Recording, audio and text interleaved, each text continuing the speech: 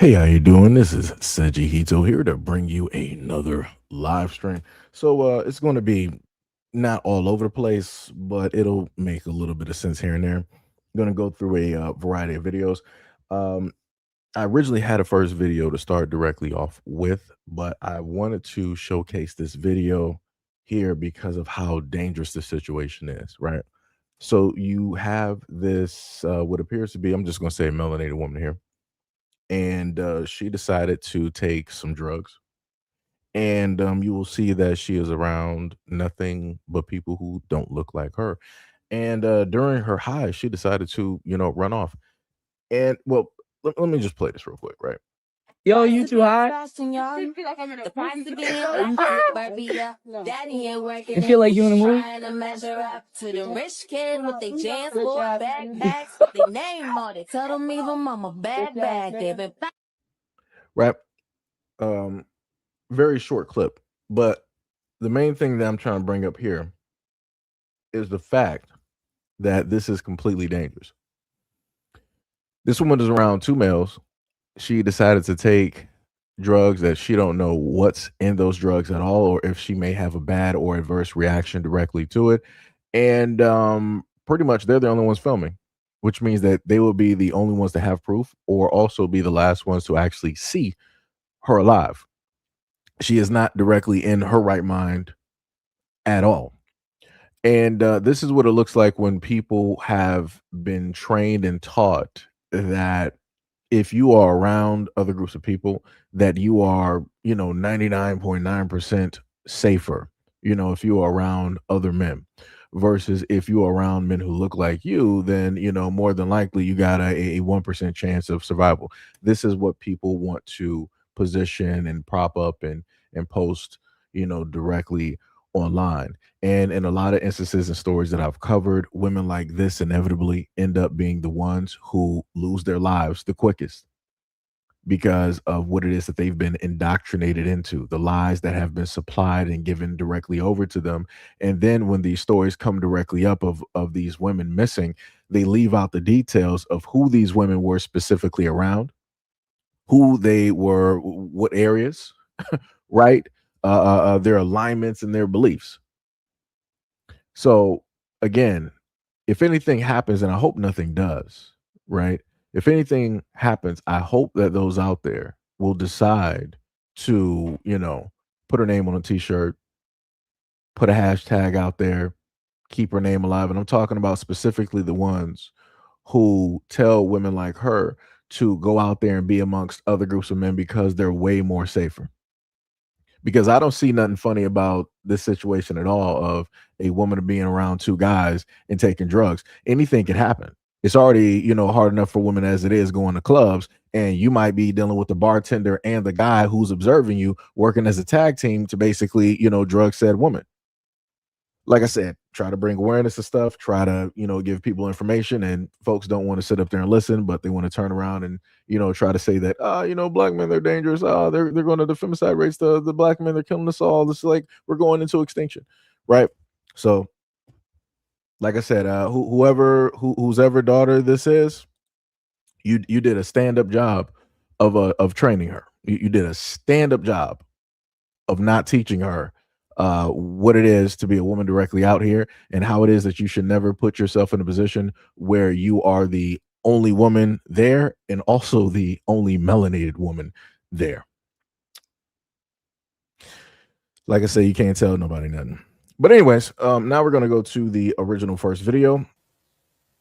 And this video here, let me just preface this by saying, I'm shocked, dare I say, shocked and appalled that I don't see a lot of Pan-Africans coming out and speaking on this video that I'm going to show you.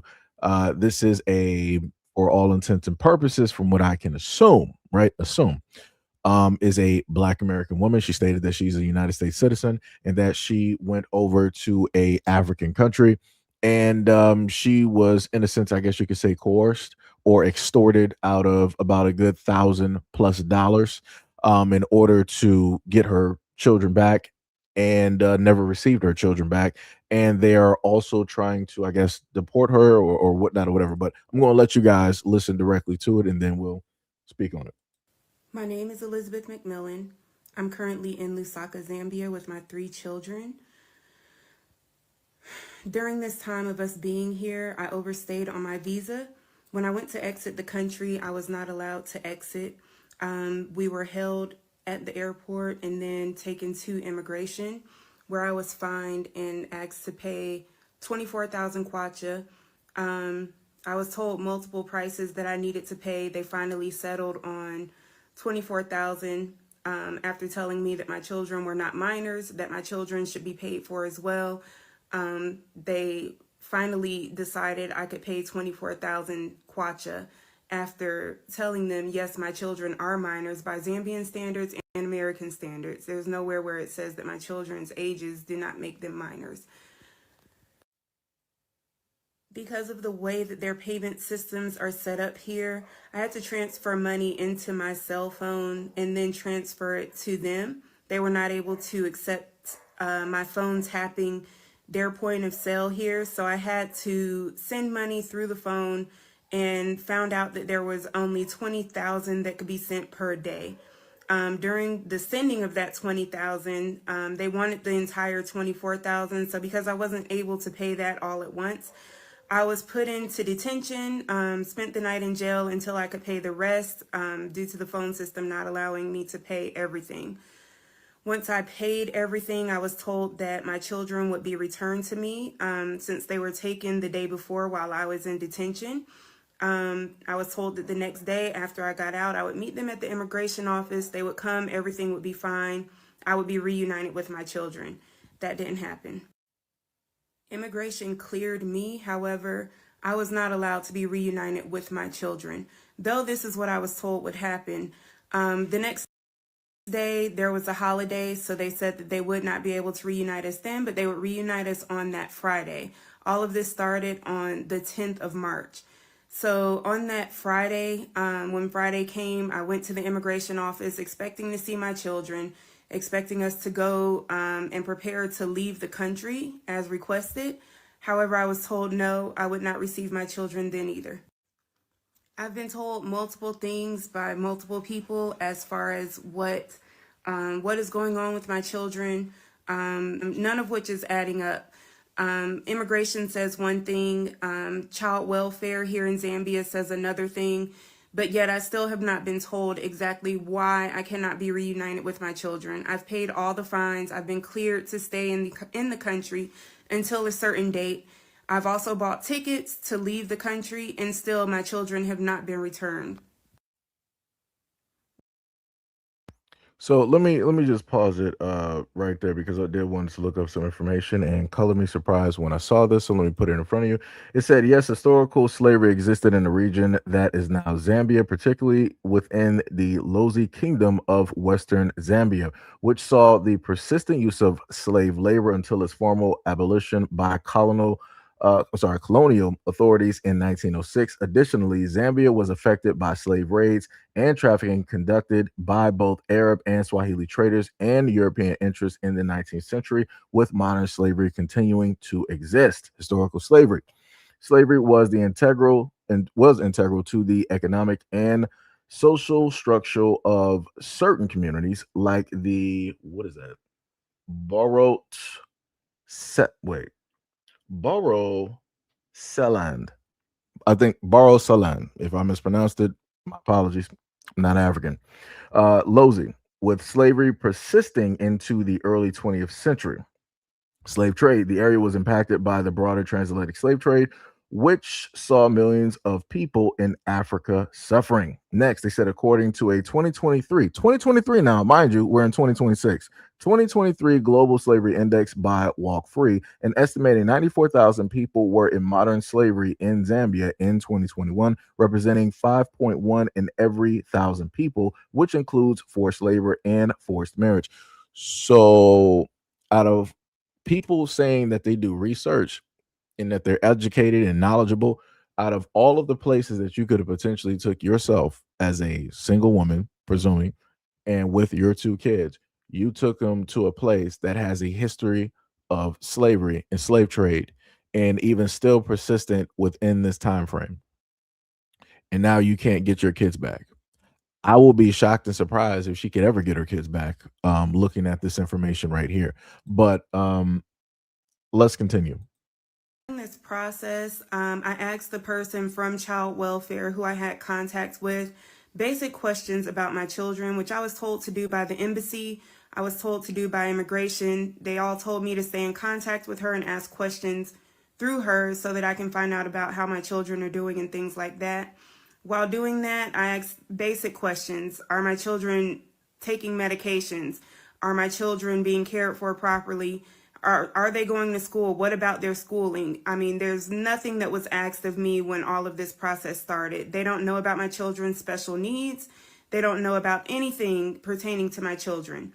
The only questions I was asked when my children were taken were my age, what I do for income, as well as how much I was paying to live in Zambia, all of which I answered. 41 years old. My children have, done everything that they're supposed to do. They're not criminals here. I've paid all of the fines. Everything has been done. I told them that I was paying $80 per night to stay in Zambia in an Airbnb, which I have receipts for, and I can show those.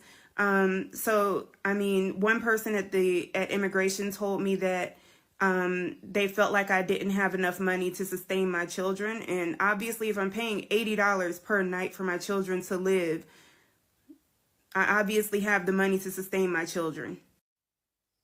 Since all of this has happened, the woman that I was speaking with, the only contact that I had through child welfare, has blocked my number. She refuses to talk to me. However, she has gone to the orphanage where my children are being held and asked my children multiple questions that no child should be answering, pertaining to medication, pertaining to mental illnesses, pertaining to everything wrong with my children. She wants to know through them. They're not capable of answering those questions, and they should not have to answer questions for their siblings. When I asked her why my children were being held exactly, she cited a section of their manual which literally says that my children have no need to be there and they should be returned to me. My children have been kept at standards higher than what Zambia even requires for their children. They've been kept at American standards the entire time that they have been here, and it should not be allowed that my children were taken. I was told yesterday that I would be allowed to drop off birthday presents for my twins, and meet somebody here in Lusaka to be able to give them to the person, and they would deliver them to my children. However, there's one person, this same person, through this Department of Child Welfare, who has blocked that as well. She will not allow me to give my children birthday presents, though it was something they were expecting, something that was allowed by the orphanage where my children are. She's not allowing it. So there's literally one person who is holding up this entire process. I'm being told now that my children may not even be returned to me for us to leave the country, which is what was requested of me, and that was all I needed to do. I did everything that they requested. I booked the tickets. The flight is ready. Everything that we need is ready. I have no access to my children or any of our things. My children have everything that belongs to us, so I have not been able to work.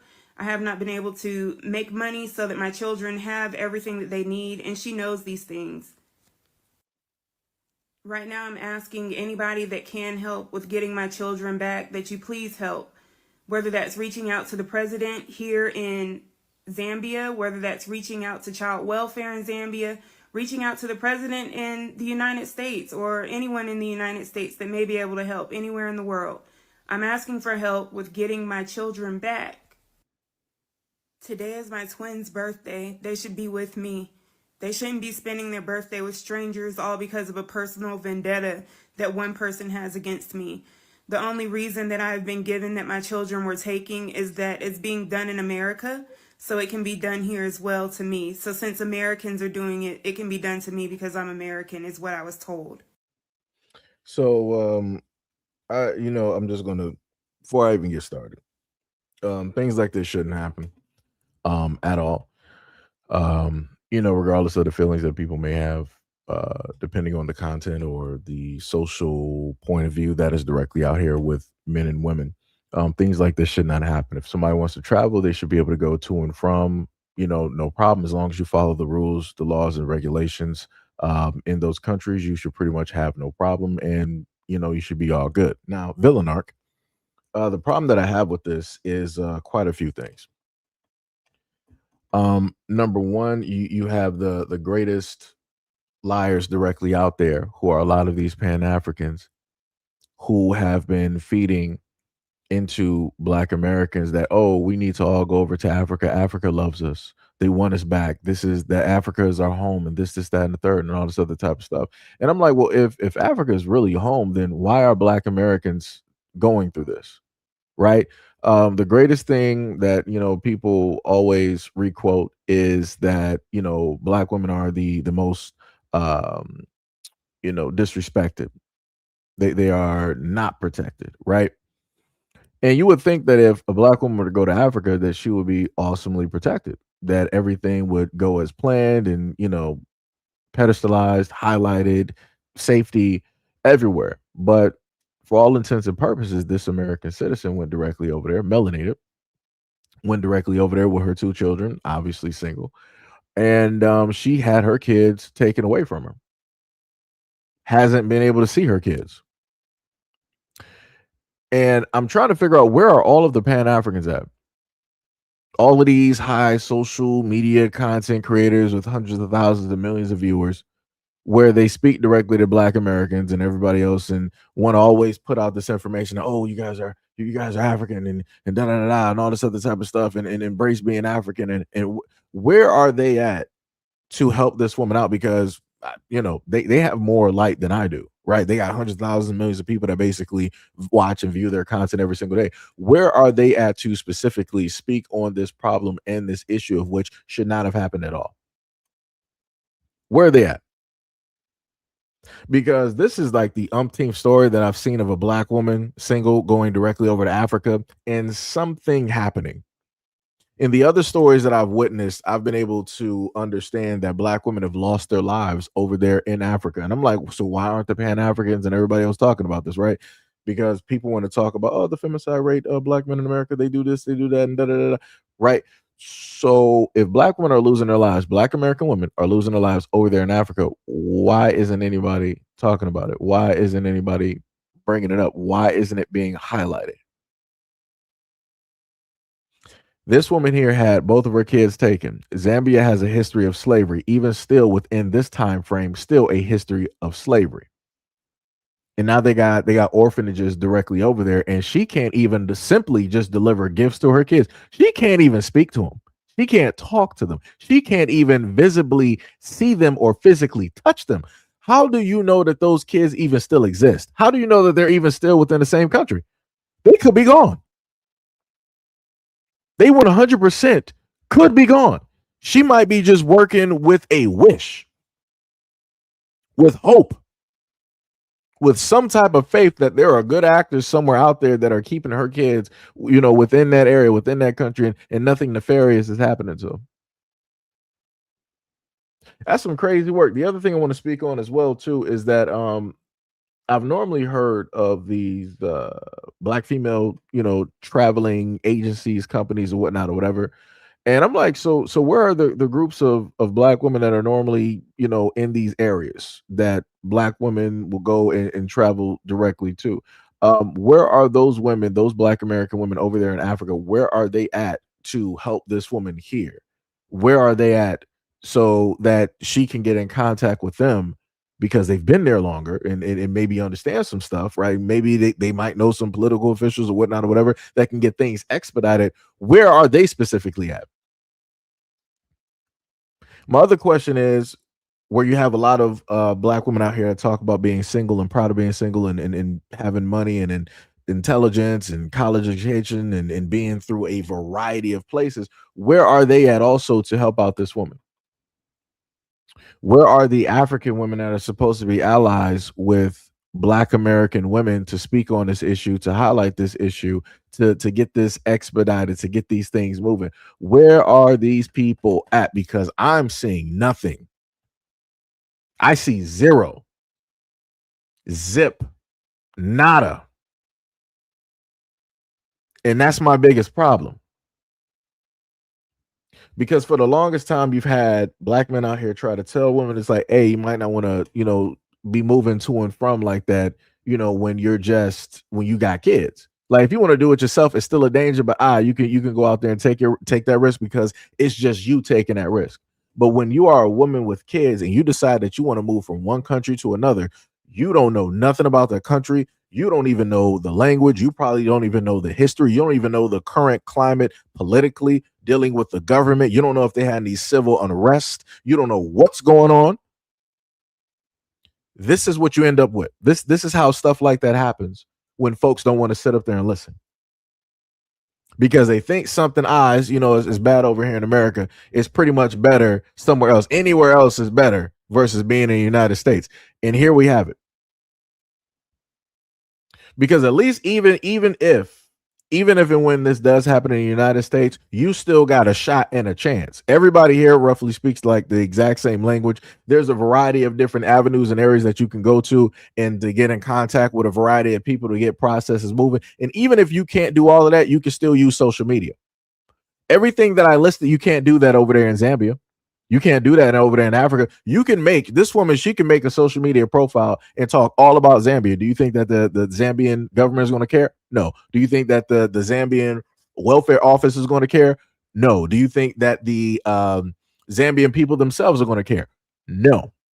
Do you think that any of that is going to help her get anything expedited? No, no, and no.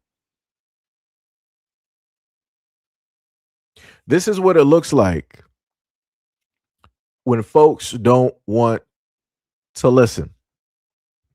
The other thing as well is, how is it possible that you decided to overstay your visa? I mean, maybe it might have been some hours or some days, but realistically, you should have made sure to have your stuff already packed and everything going a day, 2 or 3 ahead of time, because visa situations are very serious, as we can clearly see. So I'm just a little bit confused on why you took such a high risk and you didn't have everything in order that you needed to have in order. Like I said before, I don't know how she supernaturally overstayed her visa. That's wild. You're in a whole nother country. You have no rights legally. Those people do not care about you, and nor do they have to. Like I said, she's told you directly in a video that she herself was detained when she could not pay the money because their payment services over there in Zambia only allowed you to pull out a certain amount of money per day.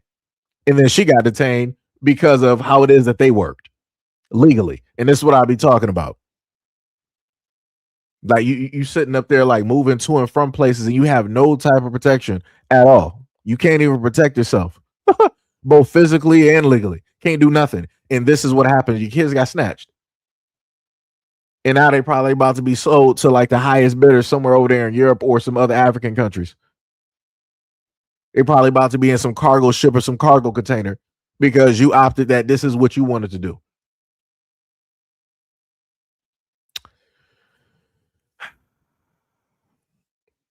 This is crazy. This is wild. This is 1,000% wild, man. Like I said, people need to stop playing games with their lives. People, and especially if you got kids, you can't afford to play games. You can't afford to sit up there and go out there and take unnecessary risks. You can't sit up there and do it. You can't sit up there and do it. And Villanark again,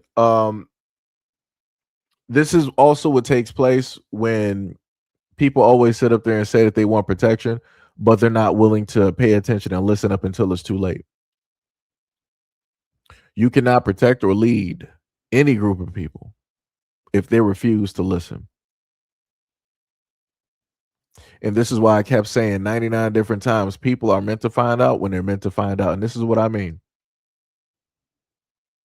This is exactly what I'm talking about.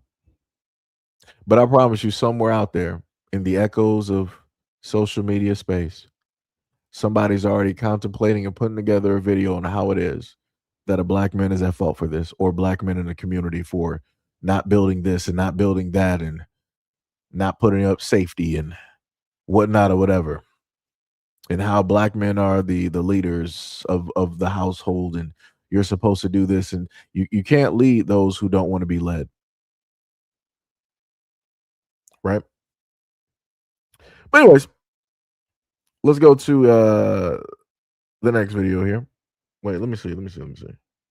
Let me take that one down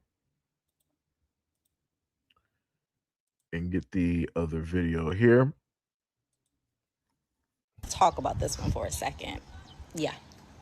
How is it that homes in Ghana are going for almost $4,000 a month to rent?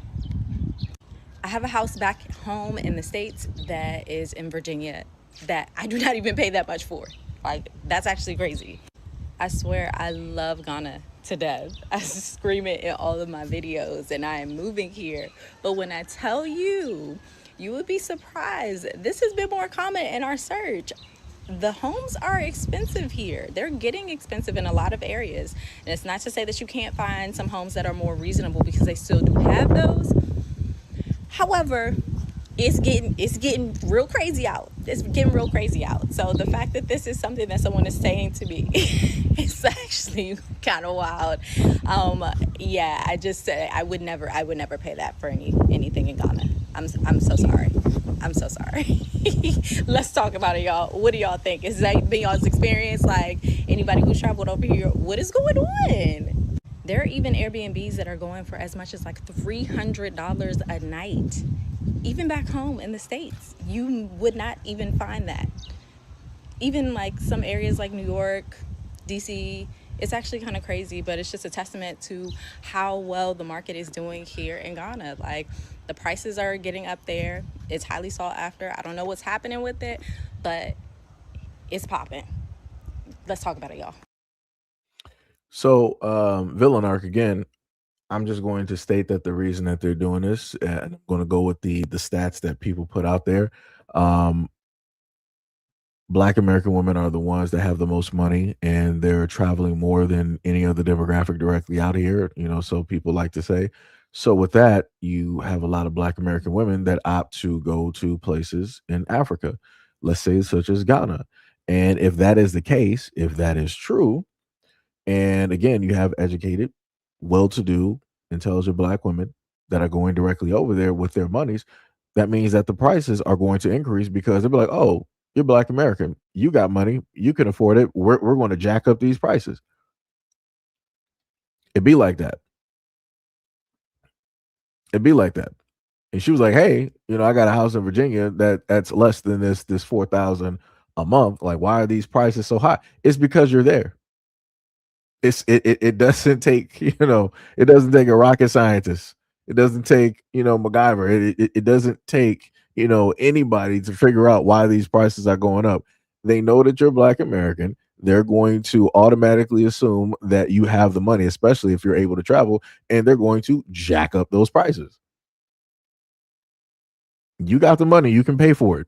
It's like I said, I don't know what else to sit up there and tell folks.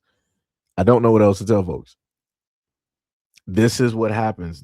Everybody around the world has showcased something like this happen. Whenever you have folks who are American decide that they want to start saying, like, let's say if you got Americans that want to start living in Mexico. At first, the prices in Mexico were completely, it was all right. It was no problem. You could sit up there and take, 10,000, 50 or whatever, and you're living comfortably. You're not worried about nothing. But the more and more that you got Americans like, I don't want to be in America no more because, everything is too high. Now you got them going to these other places, and now the prices are going to fluctuate because the landlords and everybody else, they realize them like, oh, we got these Americans here and they got all of this money. So instead of them having them pay our normal prices, we're going to jack up these prices so that we can get more directly out of them because they can afford it. And inadvertently of them jacking up the prices, that messes up everything locally for the locals.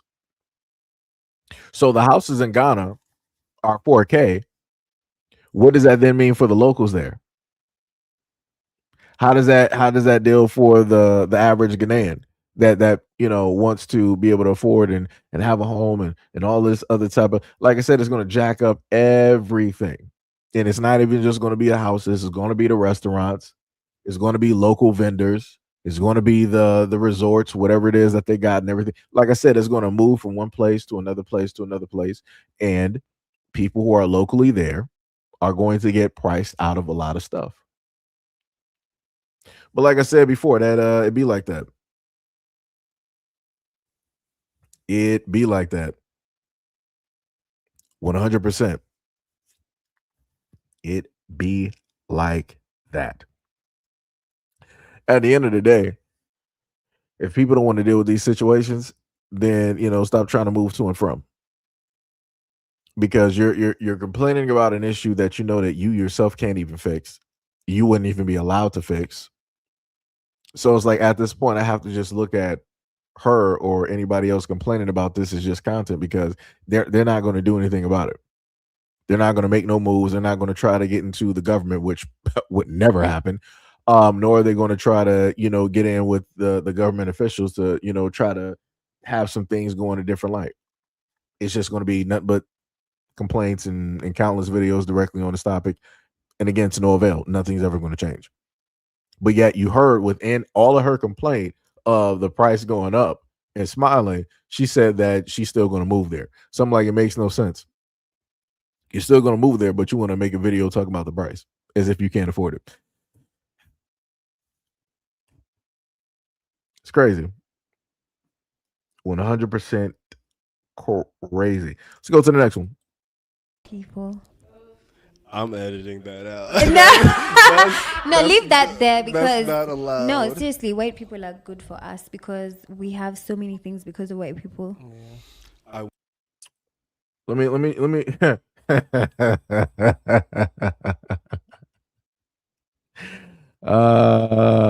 the Pan-Africans at?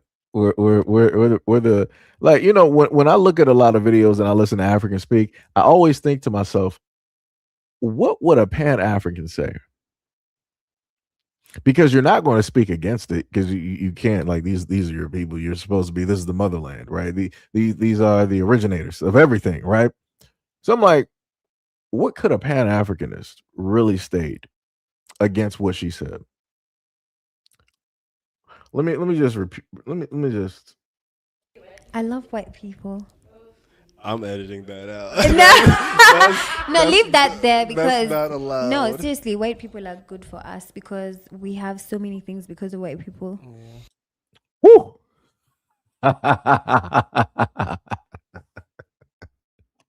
And these are the same folks still to this day practicing slavery over there in Africa. Color me surprised. Color me surprised. She says that she loves white people because of white people. There are so many things that they wouldn't even have. This is running right along with the previous video that I gave you guys last year, where two African men on two separate occasions basically said and parroted the exact same thing this African woman said. And not only that, was literally walking, talking, and thanking white people basically for slavery. He was like, without the white man, there would be no life in Africa. So when I hear this stuff, I have to think to myself, I'm like, I really feel as though that Pan-Africans really feel the exact same way as these Africans that say that they love white people. As wild. It would make sense why Pan-Africans want Black Americans to go over there to Africa. Y'all want people to go back into slavery. You just want to be able to choose who's the one that's going to be doing the slavery. That's what it is. You're like, we done did it over there in America. We don't need to do that slavery no more. Let's go over to Africa and let the Africans, be the slave traders, and split people amongst the Swahili and the Arabs and the other folks directly out there. That's some crazy work. Also, to know Africans are the exact same ones who sell their kids over to folks over there in Europe, such as like the UK. An African wrote a book about his experience of his family basically selling him to the highest bidder. So yeah, but like I said, shout out to the Pan-Africanists, because they're the ones sitting up there saying that Africa is the place. That's the spot. That's where all of us need to sit up there and go. We need to go back home. Go back home to slavery. Let's continue. I want you to know. Yes, yeah, but that's they made us go do that stuff. Why are you giving them credit when they can't? Because that's how it was meant to be. I think, and listen, I think this is a wonderful moment that we're going to have, and that's still going to get 100% edited out because the people would hate that. The people. Like how, as in, okay. That's what I do. But I was also very curious. I was also very curious here about the different views on colonization, different views, because I hold a resentment towards white people unless they personally, show me that they're good. I believe they're bad because I've been proven by so many, by history, by the way things are going now, that things are good for them and bad for us. Things are good for them at the expense of us. At our expense, still now to this day. They're doing well because Africa is doing bad. Apple is doing well because fuck Congo. Saudi is doing well because fuck Sudan. Like all these other people are doing well because fuck Africa. Do you understand what I'm saying? So there's I can't forgive them until that doesn't exist anymore. The history is so awful. I went to the museum today and I'm seeing pictures of what they were doing to Kenyan people, and it feels just like America. It feels just like you see pictures of harmful, just terrible scenes of babies, seeing people being shot, and these white people came over here like, I want this, I want that, and you still see where the white people were here. You still see it. They have everything. I want this, I want that, kill this person, take that, take. They pillaged. And how do you not resent them? How do you not? You know what I mean? I just really I notice black Americans feel a way about white people generally, but black folks in the Caribbean, black folks in Africa, you guys are much more open to them in a very interesting way to me. You guys are much more open to them. And I would just hope, or my personal opinion is that to not give them that love and respect or access to yourself until they put some money in your pocket. They don't deserve access to us. They don't deserve access to our language, culture, especially our bodies, until they put some fucking money in our pockets or make something better. Make something better. Because they haven't done that and we're just letting them off the hook. You know what I mean? Does that make sense? They have everything. They have everything. They're here with everything. They're here rich. Have you guys seen poor white people here? No. But there's surely a lot of white people here doing fine. There's black people outside begging. There's white people out here fucking chilling. Yeah, but I feel like the struggle, I feel like in a way, the Black American people and the African people, we have a disconnect because we don't know your struggles. Like for us, it's like, for example, if my mom went to, what's this? She went to Seattle like 10 years ago. Okay. So for her, she wasn't looking to like my people, the black people. She was like, I'm here to work. Right. I need to make ends meet. I need to do this for my kids. So whatever the white man needs, and it's like getting out of that mindset, and it's like our issues are more than being recognized. As long as you respect me, you're paying my check, we have that professional relationship, whatever. I'm not gonna like try to have my rights. If you So you heard that, right? That African woman, and this is why I try to sit up there and tell a lot of folks, especially to black American women out here, just because you see these African women out here don't mean that they are here for you, don't mean that they're allies, don't mean that they love you, like you, or think that y'all are in some type of coalition. They care not. They will do everything to undercut you and take your jobs. I know this due to the fact that my mom, who is a nurse, she explains to me all the time about the African nurses there, the Caribbean nurses there, and the Indian nurses there, and how it is that they act when it deals with black American women, and how it is that they would come together and formulate this, that, and the third, and they'll try to automatically get black American women up out of there. And they don't care what it is that white people have to sit up there and say. They don't care about no racial slurs. They don't care about no microaggressions of racism or anything like that. Even if it's overt, they care nothing about that. They'll be like, yo, as long as you sitting up there paying me, you can call me whatever you want to sit up there and call me. Because at the end of the day, I know that I'm African. I know I'm not black American. I can care less about that. Just give me my money. And these are supposed to be the people that we're going to ally ourselves with. She don't care about nothing. She just literally said that she don't care about nothing. Her mom didn't care about nothing going to Seattle 10 years ago. She don't care about nothing either. You had that dude sitting across on the couch to her explaining things that black Americans basically went through and how it is that we cannot forgive white folks because a lot of the stuff that happened in the past is still happening still to this day, still being implemented in a variety of ways. And her face was just blank. She was like, okay, and I don't care. What does that have to do with me? How does that affect me? Like I said before, this is why you got so many interracial relationships over there in Africa. This is why you see so many African women over there with a European man. Or just like that video I gave y'all guys before, where I think it was in Kenya, and it was a Kenyan woman. She was like, "Yeah, you don't have to go too far before you start to see an African woman with a white man." And I was like, "Oh, color me surprised." So, like I said, I would not be too shocked within about a good 15 to 20 years that you start having a nice high population of biracial Kenyan kids over there in Africa, because those women are literally hunting down European dudes. Wouldn't be too shocked, but you can't tell nobody nothing. People think that white worship is not a real thing. People think that a type of white privilege is not a real thing. It is. It is. But let's keep going. Yeah.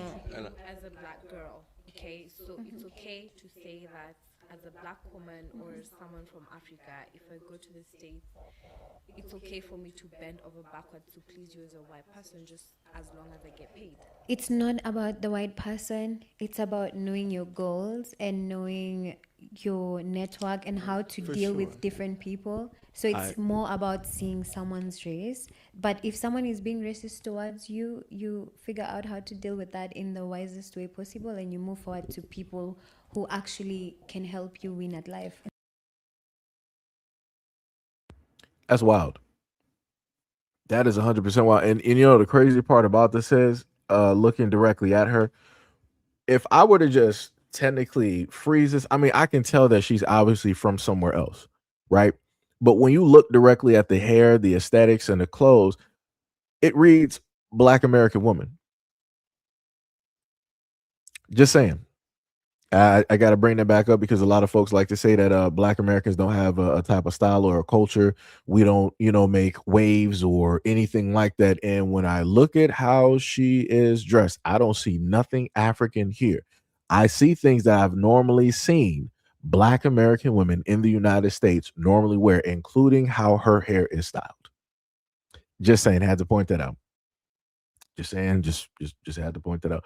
But let's continue. This is exactly why FBA was created. Read this comment. Good, because Ghana does not speak for foundational Black Americans.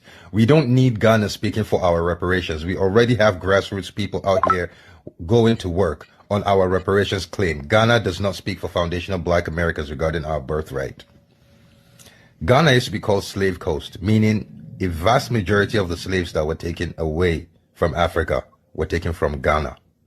A vast majority. If there's one country that has the right to ask for reparations for anyone, it's Ghana. A lot of people forget that during Trump's first campaign as president, when he first ran for presidency, Trump, Biden, what's her name? Hillary Clinton, reparations was part of the conversation. Reparations had gotten so serious that it was part of the political debate for Black Americans. And then FBA came in. Tariq Nasheed, they picked a man who has been on TV multiple times saying he will do anything for money. Tariq Nasheed has been on, I think it's Maury, not Maury. He has been on, these Maury type TV shows. All right. So let me just freeze it right there. I just want to point out the fact that this man is Nigerian. He stated that he's Nigerian. The problem that I have with him speaking on Tariq Nasheed is the fact that Nigerians are known to be liars. Nigerians are known to be thieves as well. This Nigerian man stated to his Nigerian brothers and sisters on TikTok that yes, his father is a scammer and a thief, and he stole their money, and he has their money. He himself stated this with his own words. I even put this up directly on, I think it was a video or a live stream. He said it himself, and he says that you're not going to do anything about it. You're going to sit there and make videos or complain, but you're not going to come to him. Those Nigerians are not going to come to this Nigerian man and take that money. He dared them to sit up there and do it, and they didn't do nothing. So now I'm supposed to take his words as a thief, as a scammer. You got a family history, right?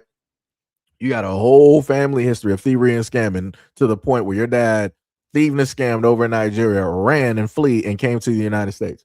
And now you're living off of that thievery and that scamming of the money from your own people. And now I'm supposed to sit up there and believe any words that you got to say about a Black American man. And you're trying to say that he is this government agent, this, and this, that, and all this other type of stuff when you literally stole and ran from your people. And then you want to try to sit up there and tell me as a Black American that these white political faces really had the best interest of giving reparations to Black Americans. Do y'all not understand that the reason that Kamala Harris, that Joe Biden, and Hillary Clinton even spoke anything about reparations is because they wanted to try to get the Black vote. That was it. Hillary Clinton was the exact same one that said that she carried hot sauce in her purse. And Charlemagne the guy called her out and he was like, you don't really carry hot sauce in your purse. She was like, well, I don't, but is it working? Joe Biden is the same exact one that sat up there and said that you're not Black if you don't vote for me. Well, I guess I'm not Black. Kamala Khan, aka Kamala Harris, with her white husband, who's Indian, not a Black woman, decided few things happened. She had an interview with an Indian man, and he said that she was the first Indian representative in the Senate or whatever it was, and she didn't correct him. I was like, oh, so you're not Black. There were also pictures directly out there. This was the same woman that sat up there and said that she's not going to only specifically do something for Black people. But yet, Biden signed into law things for specifically the Asian community. These exact same folks signed in laws in order to represent and protect immigrants. But yet none of those officials wanted to sit down and specifically make laws, rules, or regulations in order to help, benefit, or protect Black Americans. But yet he wants to bring up white people in order to basically state that Tariq Nasheed is the greatest evil. Okay. That's crazy. That's some diabolical work. Also, want to give much love, respect, and appreciation. Shout out to Brandon V. World for the $2 dono. He said, whatever about my rights, talking about the African woman that was directly up there. Some crazy work. That is some crazy work, 100%. But let's keep going. He has been on a bunch of them. He has tried being a pimp. Literally, look this up. He has tried being a pimp. He has tried being a musician. He has tried doing anything. And he has been on TV. Tariq Nasheed, pimp, with his thing. He was there smiling, saying, yeah, I'll do anything for money. Heritage Foundation, the group behind Project 2025, saw that video, saw that guy. They said, we found our man. They came to him. He has a biracial wife and he lives with his white mother-in-law. They said to him, we want you to start a movement. We will pay you. We will give you talking points. He said, okay. And now here it is. Black people have talked. Y'all ain't getting no reparations. FBA, if you're not already rich, y'all ain't getting. And trust me, the reparations coming to Africa. Africans know it's not coming to us. It's going to our government. And by extension, it's going to the pockets of the families that run the African governments. It's not going to any African institution. It won't be used to fix any road. It won't be used to fix any school. It won't be used to buy anything that Africans need. It will go directly to the pockets of the families that run African politics. The only people that had a shot at actually getting this money. I'm not even going to talk about CARICOM because CARICOM, they're twice as up as Africa. I don't know. Caribbeans are on some other. Haiti, what do you think Haiti's going to do when they get their money? Haiti that's selling passport to Dominicans. The only people that actually had a shot of receiving their actual cash in hand and doing something about it are the one people who have been convinced to not take anything. You let your hatred for Africans and your superiority knock you out of. They used a pimp. A racist organization used a pimp because they knew. So I'm just trying to figure out from this Nigeria, at what point in time was Black Americans going to receive reparations in their hand in their bank accounts? When? At what point in time? Nowhere during the Obama or the Biden administration did we receive any type of reparations. So magically, it was going to go from Obama to Biden. So if Kamala Harris basically won, magically then we were supposed to get this reparations, this magical monies. People forgot during the, because Petra's Farm remembers, right? And I talked about this countless times that during the pandemic, there were talk of reparations. And, you know, everybody came out and basically said, no. We don't got the money for reparations. America's broke and this is that and the third, right? America's broke, right? But during the pandemic, somehow, some way, America found a way to get trillions of dollars in order to help out the American people. So what the United States basically said is that we're going to lie to you. We're going to tell you that we don't got the money. Realistically, we do. We just don't want to sit up there and give it just to you. We're not going to do that. AKA what Kamala Harris said. She was like, I'm not just going to do stuff for black people. I'm not just going to do this for black people. That's what America said. I'm not just going to do this for black people. I'll do it for everybody. So any of the reparations talk, any of that reparations money that you wanted, this is what's going to happen. We're going to disperse that to all of the American people. But remember, we told you that we're broke though, but we're going to give trillions of dollars to all of the American people. And not only that, we're also going to sit up there and send hundreds of billions of dollars over to other countries. But yet, remember, America told you we're broke. So we are broke, but we're still going to send this money over to these other countries to supply for, you know, whatever that they need. And we're also going to sit up there and give people these pandemic checks. Yeah. But somehow listening to this Nigerian, black America is going to sit up there and receive reparations. Huh? America's broke, remember? We in debt. We got like $40 trillion worth of debt. Where are they going to get the money from? Right. I guess we would need another pandemic to figure out where they would get their money from, right? That's crazy. That's diabolical. There's only two groups of black Americans and South Africans are the only two black people who grew up, who were born, raised, and been around white people who, from the moment they were born, have lived under oppression. Those two groups, for some reason, hate every other group of black people. They feel superior to that group of black. Like, it's weird. And you really let your hatred and your superiority you out of your own reparations. Y'all gonna see. You will hate me all you want. You will say what you want to say in the comments, but you will one day, after 10 years, you'll come back to this video and realize I didn't say anything wrong. You know, the funny thing is, shout out to the white people that's in the comment section whenever we have a talk about reparations. You know, the craziest part about this is y'all gonna be some of the first ones whenever civil unrest and civil war and chaos breaks out in these United States. Y'all gonna be some of the main ones getting put into these internment camps. I want you to understand that. The same way that you have chattel slavery in the United States, walk of 1,000 tears, same way that you set up there and put the Chinese and the Japanese into camps back in California, and the many other things that atrocities that y'all have done. I want y'all to know that your own government, white people, are going to put white people into these internment camps, into these slave type of areas. I want you to understand. I'm talking about specifically to the white folks that are in this comment section right now, talking about, oh, you think that you guys deserve reparations? Oh, you guys have already gotten reparations. This is why, because of your mouth, this is why your population is dwindling. This is why you have a high area of ED. This is why your sperm count is so low. This is why your egg count is so low. This is why cancer is taking you out at this moment in time. This is clear cut the reason why you can't even survive long enough directly in the sun like everybody else. And that's not hate. I'm just talking facts. I'm dealing with the melanin that is directly within one's skin. You severely lack that. Obviously, God was like, hey, you don't need this. Even though this is a warm planet. Third rock from the sun. Everything else is able to survive and thrive directly off of the sunlight except for you. The only people that I know who aren't able to do that, you know, dealing with, you know, fictitious stories are vampires. Color me surprised.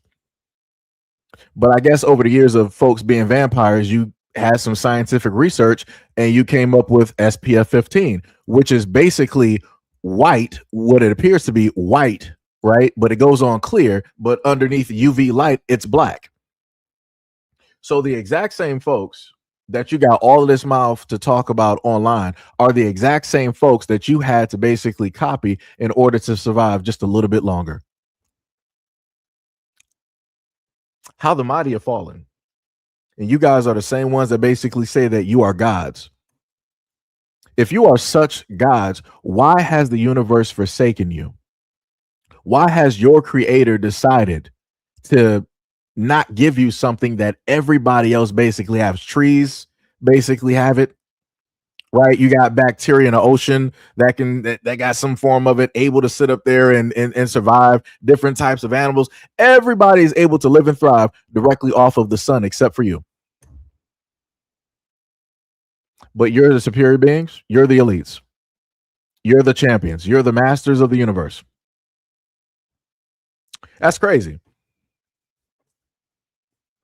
That's diabolical in nature, but you got the nerve to run your mouth directly in my comment section, sitting up there talking about that Black Americans don't deserve reparations, and why would you get something for something that was so long ago and all this other type of stuff. For something that, for a group of people that's been here for so long, which really you haven't. It's amazing the type of mouth that you have. You haven't even been on this planet long enough. This is why you haven't evolved past what it is that you currently are at this moment in time. And the only thing that you know how to do is kill, steal, and create wars. Huh? America really has never been at peace. We sat up there and went to war with Vietnam, and you guys allowed it. You sacrificed everybody's kids. Lost. White people lost. Deeply lost. Don't even want to admit that loss. We did the war on terror. Shout out to the Bush administration. Your kids, again, your families, sacrifice, lost, deep, lost. Like white people, y'all just be sitting up there loving taking L's, spending money. Y'all are the only group of people on this planet that can lose track of trillions of dollars. Out of all of the thievery that you like to sit up there, oh, blacks, you guys are thieves. You guys do this and you guys have ruined America. How do white people, the ones in control, masters of the universe, how do you lose track of trillions of dollars? How do you lose track of billions of dollars? I've never seen, I can't even count that. But y'all seemingly have had it in your hands and lost it instantly. But yet, you got people out there considering black people to be liquid money. Word?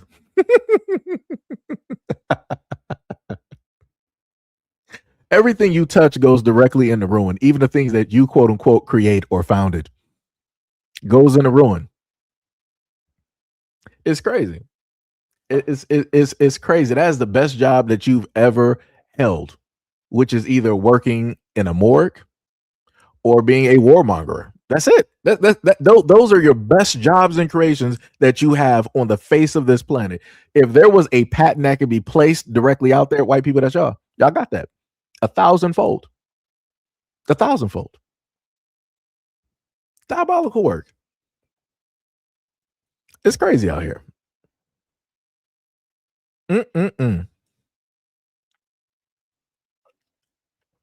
That's crazy. So for Nate, you said that I sound ignorant. I'm fine with that. I'll be ignorant and melanated. Matter of fact, we should actually have a contest and step out into the sun and see who will last the longest without burning. How about that for ignorant? So would I be ignorant for saying that, or would it be ignorant in the sense of whoever created you decided to do? Like which one are we going to go for? Because I'm pretty sure, even though I know that chances are you're pagan, right? Because you guys believe in a multitude of gods. Shout out to the Romans and the Greeks and all of these other types of things, or might be an atheist. I don't know, right?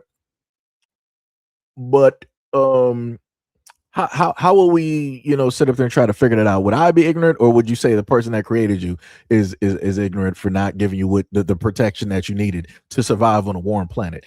That's crazy. Like, shouldn't you basically be on Pluto?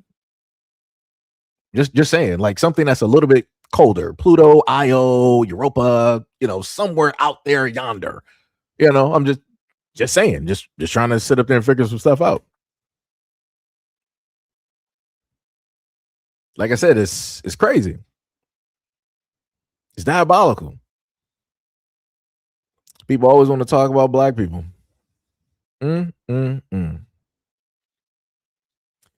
craziest part is the amount of folks directly up here that want to call me ignorant because they're offended, but they don't want to talk about the other points that I brought up, which is America lying to the people, saying that they're broke and that they don't have the money, but then somehow, some way, stumbling upon $1 trillion.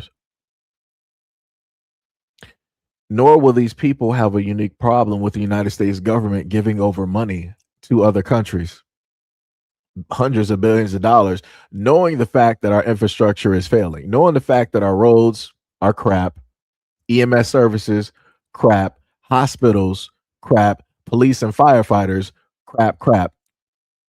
You have more of a problem emotionally about what I had to say because it was in a rebuttal to the responses that I was getting in the comment section versus looking past that and listening to the very specific things that I stated about the government. This is how stupid people are.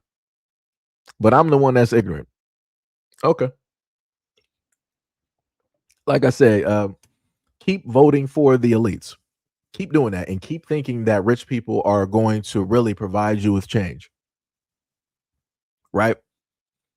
The difference between black people and white people is that black people understand that we're not really free because we've never been free. White people live under the assumption of everything is free because of who it is that they are and who so quote unquote created said freedom.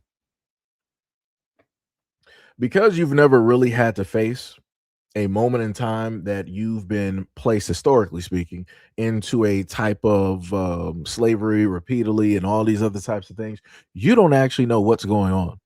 You're going through here with like rose-colored glasses and thinking that everything is everything.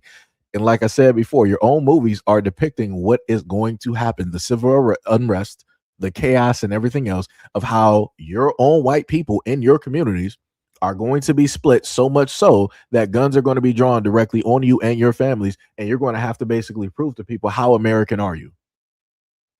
What side of America are you for? Like I said, y'all so dumb. And you want to sit up there and start talking about black folks. That's crazy. Like I said, y'all got it. Y'all got it though. It's gonna be real funny directly out here. Also, case in note, directly to the white people, since we're ignorant, y'all are the main reasons that a lot of these jobs got outsourced and still getting outsourced directly to this day. You're also the main reason why Vanguard and BlackRock, has a lot of these homes. You're also the reason why it is that your kids probably aren't even going to actually be able to own a home. Like, you're literally looking at the last part of a generation that has the ability to potentially still own and have a house. Barely. Your kids and grandkids, nah. The only way that you're going to be able to do that is to go and run to another country, which clearly you guys are. And that's the other thing that I want to talk about too, right? How white people sit up there and say that they love America so much, but yet they're running to other countries. How does that work? White people are running to South America. White people are running to, Mexico. White people are running to Africa. Out of all places, Africa, known as the dark continent. White people have always said that there is nothing there. White people have always said that they believe in segregation, that they don't want to live around the blacks. But why is it that white people, especially white Americans, are going over there to Africa, but you don't want to be around the blacks? That's a little bit weird to me. Like, it's nothing but melanated folks directly over there, and that's what you want to surround yourself with? Wow. How the mighty have fallen. I thought y'all were rich. I thought, out of anything, I thought white people would have went back to Europe. I guess not. I guess y'all didn't want to go to Europe. You don't want to go to Russia? You don't want to go to Moscow? You don't want to go to Germany?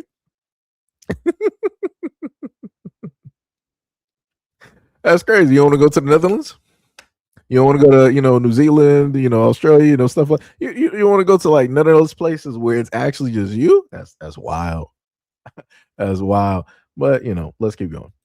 White Granny said about black people at the No Kings rally. Watch this. It seems like there's a lack of diversity here today. That it's mostly people who look like you and I. And I just It is not for black people, for people of color to get out on the street. They're at risk when they do that. If anybody's going to get arrested here, it's going to be a black person. It is not safe for them, and they don't need to participate. We need to walk in their name. Gotcha. Okay. Wow. Okay. I know that's right, Granny. She said, look here, Nate. Leave black folks alone. They do not need to be out here in these streets. She said, this is not their fight. They not the ones who put this orange in office. It was white folks. So we need to be the ones to try to get his mother out. She said the only thing that's going to happen if black folks come out is they're going to get their ass arrested. And we don't need that. So we going to keep on fighting the good fight because they done fought enough. Nate was shooketh. He was not expecting Granny to say that. Talking about some, wow, okay. Then he asked her about voter ID. What do you So let me just pause that real quick. So amongst the content that I do like to point out where you have a 1% of the time where folks like this older white woman that is obviously level-headed, not emotional. She can think logically. The racism that a lot of white people are indoctrinated directly into by the system in the United States, it's obviously not there. And she's like, yeah, black people don't need to be here. Because I know that if it came down to black people getting arrested, being at this protest to me, the police is going to arrest black people first every single time. And the craziest part is you have a lot of folks out there that want to be dismissive of the truth. They don't want to pay attention to it. They're like, oh, racism doesn't exist. That'll never happen. Why does race have to be a part of this? Because in every single protest, race is always a part of it. I sat up there and told y'all. Matter of fact, I didn't even tell y'all. I sat up there and did a video. And I showcased the last time I sat up there and went to a protest. And again, that was during the pandemic. That was back when, everybody was like, hey, this is the thing to do. We're in support of what it basically meant, right? Which is Black Lives Matter, right? Again, not saying that nobody else's lives don't matter, because whatever stupid individuals out there, they want to make it seem like, oh, this is what you guys, that's not what anybody said. That's how you took it, because you're stupid. Now, during that protest, I'm sitting up there walking the same as everybody else in the streets. Everybody's protesting. People got signs and everything of the sort. And slowly but surely, there was a cop car directly in the background, moving very slowly right behind me with no type of sirens or lights, didn't even honk the horn. And I'm like, wow. Color me surprised on that if I didn't turn around, that he probably would have ran me directly over. And I'm like, that's a little bit wild, because I'm like, as a cop, you should be letting people know that you're there. Because I'm not sure if people actually understand it. The way that these cop cars are now, their engines have a very, very low vibration and a very low hum.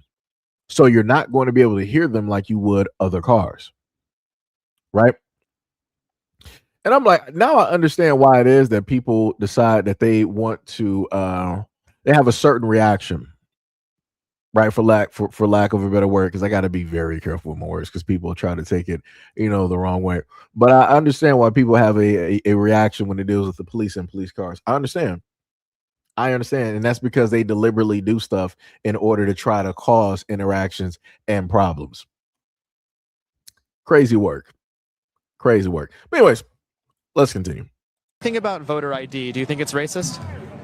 It's 100% a tactic to control the population and prevent people from voting, so that the only votes so that the gerrymandering can work, so that white voters can vote in white Christian males. Hell yeah, it's racist. Then he had the nerve to ask her if she had a vote between Marco Rubio and J.D. Vance, who would she vote for? And this is what she said. If you had to vote for a Republican, J.D. Vance or Rubio, which one would you pick if you had to? Yeah. I would slit my throat. Ooh, yeah. Really? Yeah. Granny said, stop playing with me, Nate. You know good and goddamn well I wouldn't vote for nan one of them. Go ahead and take me out. If that's my only options, then I'm going to go ahead and take myself out, because you got me. She said, I'm going up a yonder. I'm going up a yonder to be with my love. Before she vote for Rubio or J.D. Vance. Not happening. I don't know who Meemaw this is, but she officially Granny. That's Nana right there.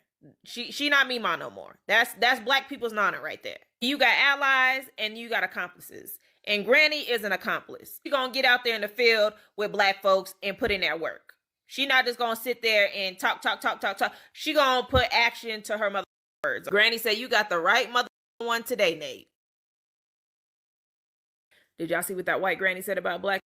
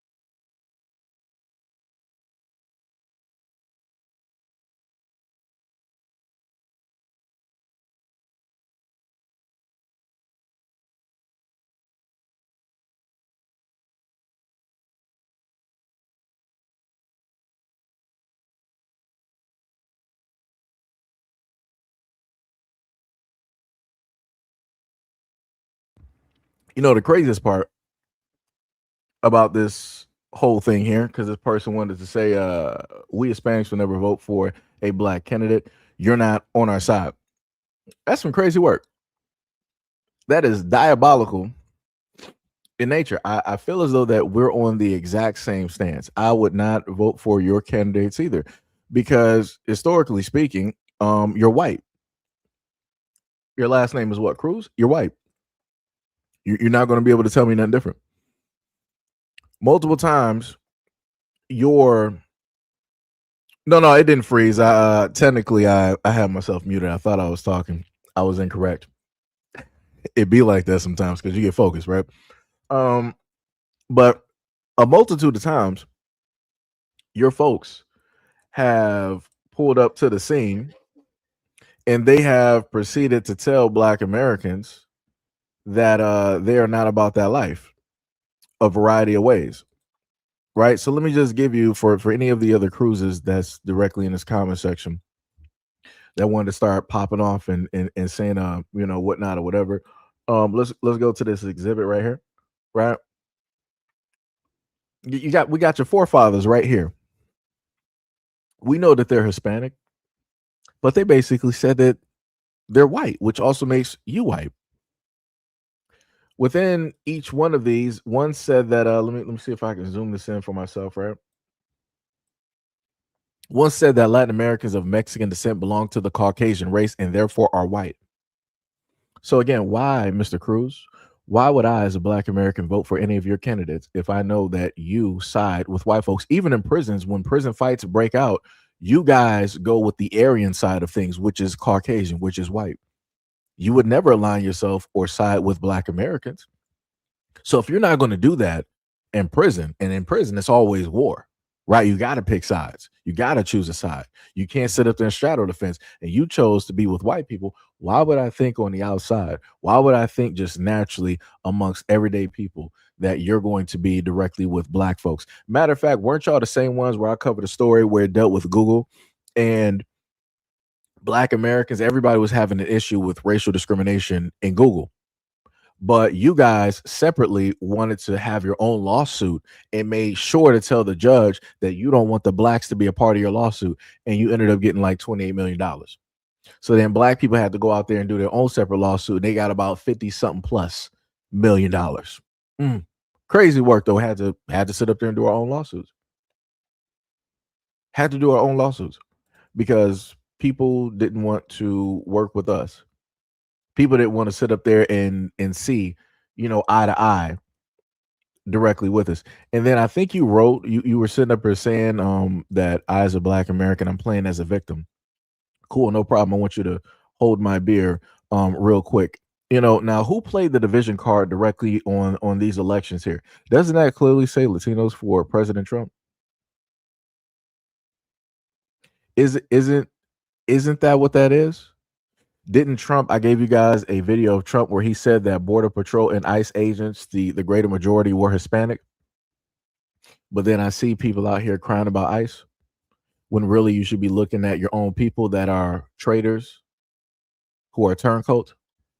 But somehow, some way, we ended up having folks turn this whole situation and make it directly about Black Americans and put Black Americans at fault for ICE. How does that work, Cruz? I just need to know, how does that work? How does that work? Like, that's crazy. You guys are in shambles at this moment in time. Like I said, y'all came up with one of the greatest songs. I will vote dun, dun, dun, dun, for Donald Trump. Dun, dun, dun, dun, dun, dun, dun, dun, dun, dun, dun, dun, dun, dun, dun, dun, dun. Y'all came up with the hit. Like that was bigger than anything of like Ricky Martin, Mambo number 5, and any other artist that you can basically list. Y'all came up with a hit that will forever be known in history. It will go down in the annals of history. Always be remembered. Y'all did that. Trump got into office. Y'all did that. Y'all held Trump down since his first election. But somehow, some way, y'all decided that y'all wanted to turn around and blame Black Americans, and y'all wanted to put us at fault for your own internment. They literally turned Walmarts into internment camps for you, not for nobody else, for you. But that was because of your own selective choices that you decided to make during this election. Voila, here you go. You said that you're white, therefore you are, and you voted white, and you got the consequences of which you deserve. And it lets you know that you're not really white, even under law. The same law, let me just go back to that previous image that I gave to you, even after what it is that you guys specifically fought directly for. Right? So let me go back and read the top part, because we got, crews up there blocking. I gotta, use that for, an example. It'd be like that sometimes. So let me just take that directly down so that we can clearly see that top part directly up there. And it says that Mexican American advocacy groups, notably the LULAC in the 1930s, successfully lobbied to ensure individuals of Mexican origin were classified as white on the United States Census to avoid a severe discrimination associated with being non-white, while also fighting for social equality. This was a strategic effort to claim political and social acceptance. What happened? What happened? What happened?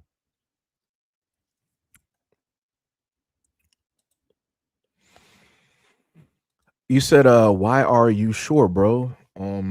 I clearly am looking directly at those who are older than any of us. This is back in the 1930s. Clearly, nobody here that's in the stream is from the 1930s. So we're looking at some history here. And then we're looking at some present day information when it deals with the election. And on top of that, it says down at the bottom, Latinos for Trump. Yeah. Okay. Some crazy work. It's like I said, it's amazing how a lot of folks don't want to pay attention to the obvious that is directly up there. It's crazy work. I love it though. It's 100%. I love it. I love it. But like I said, going back to the previous information, you guys basically lobbied in order to be called white because you wanted to be socially accepted into white America. You didn't want to be, looked at as different. Matter of fact, I got videos of your elders, your community, talking about segregation and how it is that they weren't specifically segregated, because when white people had to be on a bus, they were sitting with the white folks, and the black people had to stand at the back of the bus. And even if there was a black section there, if there were black seats, right, there were seats for whites and seats for blacks or colored, those black people on those black seats had to give up their seats for everybody else. Another elder directly in one of those videos specifically stated that when she was going to and from Texas, that her mom, was taking her through or somewhere down south, that she had to ask her mom, what is a colored water fountain? And she's Hispanic. She didn't know what a colored water fountain is, because more than likely they just drank from the white water fountain. But like I said before, it's crazy. It's diabolical how, people want to overlook certain types of things, or they want to sit up there and look at black Americans like, oh, you guys bringing up these facts. It's divisive. This was so long ago. You're talking about these few amount of people. That's not indicative of the group. No, actually it is. Because even after this group, you can look at the Cubans, first, second, and third wave, and how it is that they decided to go directly into the whiteness when it dealt with society, and how they folded themselves directly into that and made sure to segregate themselves from black Americans. Like I said, there's books on this, but I guess that's too factual. I guess those facts are lies, and then the lies are basically the actual facts.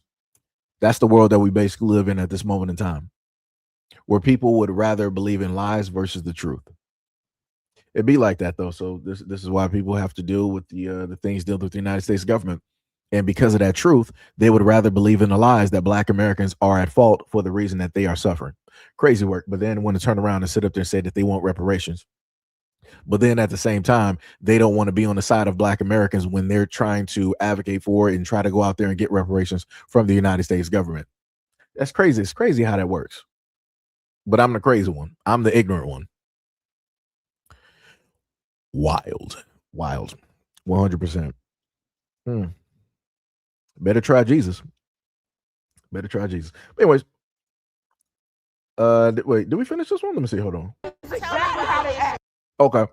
So now getting away from Cruz there. We're going to oh, I know you're white and you're pulling up here with a Japanese name. Yeah, we're not doing that, brother. I'll ban you myself. We're not even doing that. Nope, you shouldn't even have did it. You should have came in here with a normal name. We ain't doing that. Nah. So now we're moving away from the whole thing dealing with Cruz. We're going to go to these other videos here. And we're going to highlight this thing here, right? Let's look at this. This is exactly how they act. This is why they're killing people in Burkina Faso. Look at the scamming coon. Look at the scamming coon, Umar. Been building a school for 15 years. Look at him, scammer. He literally said he's living off of donations. Look at the scammer.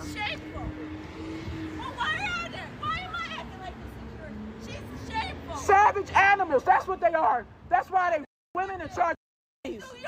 They women in charge of these. Look at them. I'm not a New Yorker. You ain't. But anyway, this is why they're going into Burkina Faso killing soldiers and civilians. They steal from them. Look at the scammer. Look at the scammer, Umar. Look at the scammer, Umar. Look at him. I seen your daughter high on TikTok Live. She was with Meatball high on TikTok Live. Do you care about your daughter, scammer? Do you scare? You're in the right place, scammer. Your daughter is high on TikTok Live. Talking to strangers. Look at Umar the scammer. He joined the great country of Ghana, second highest scammer country in Africa. Look at him. Go ahead, Umar. Go be a daddy to your children. Go raise your kids, Umar. You scammer. I like you wearing your natural hair. Beautiful. I like that.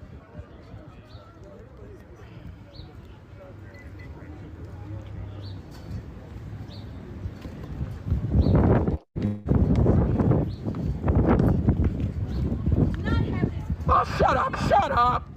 Who defends a billionaire, illegal miner, African seller? Right. So we had, let me see if I can actually get him directly in the clip.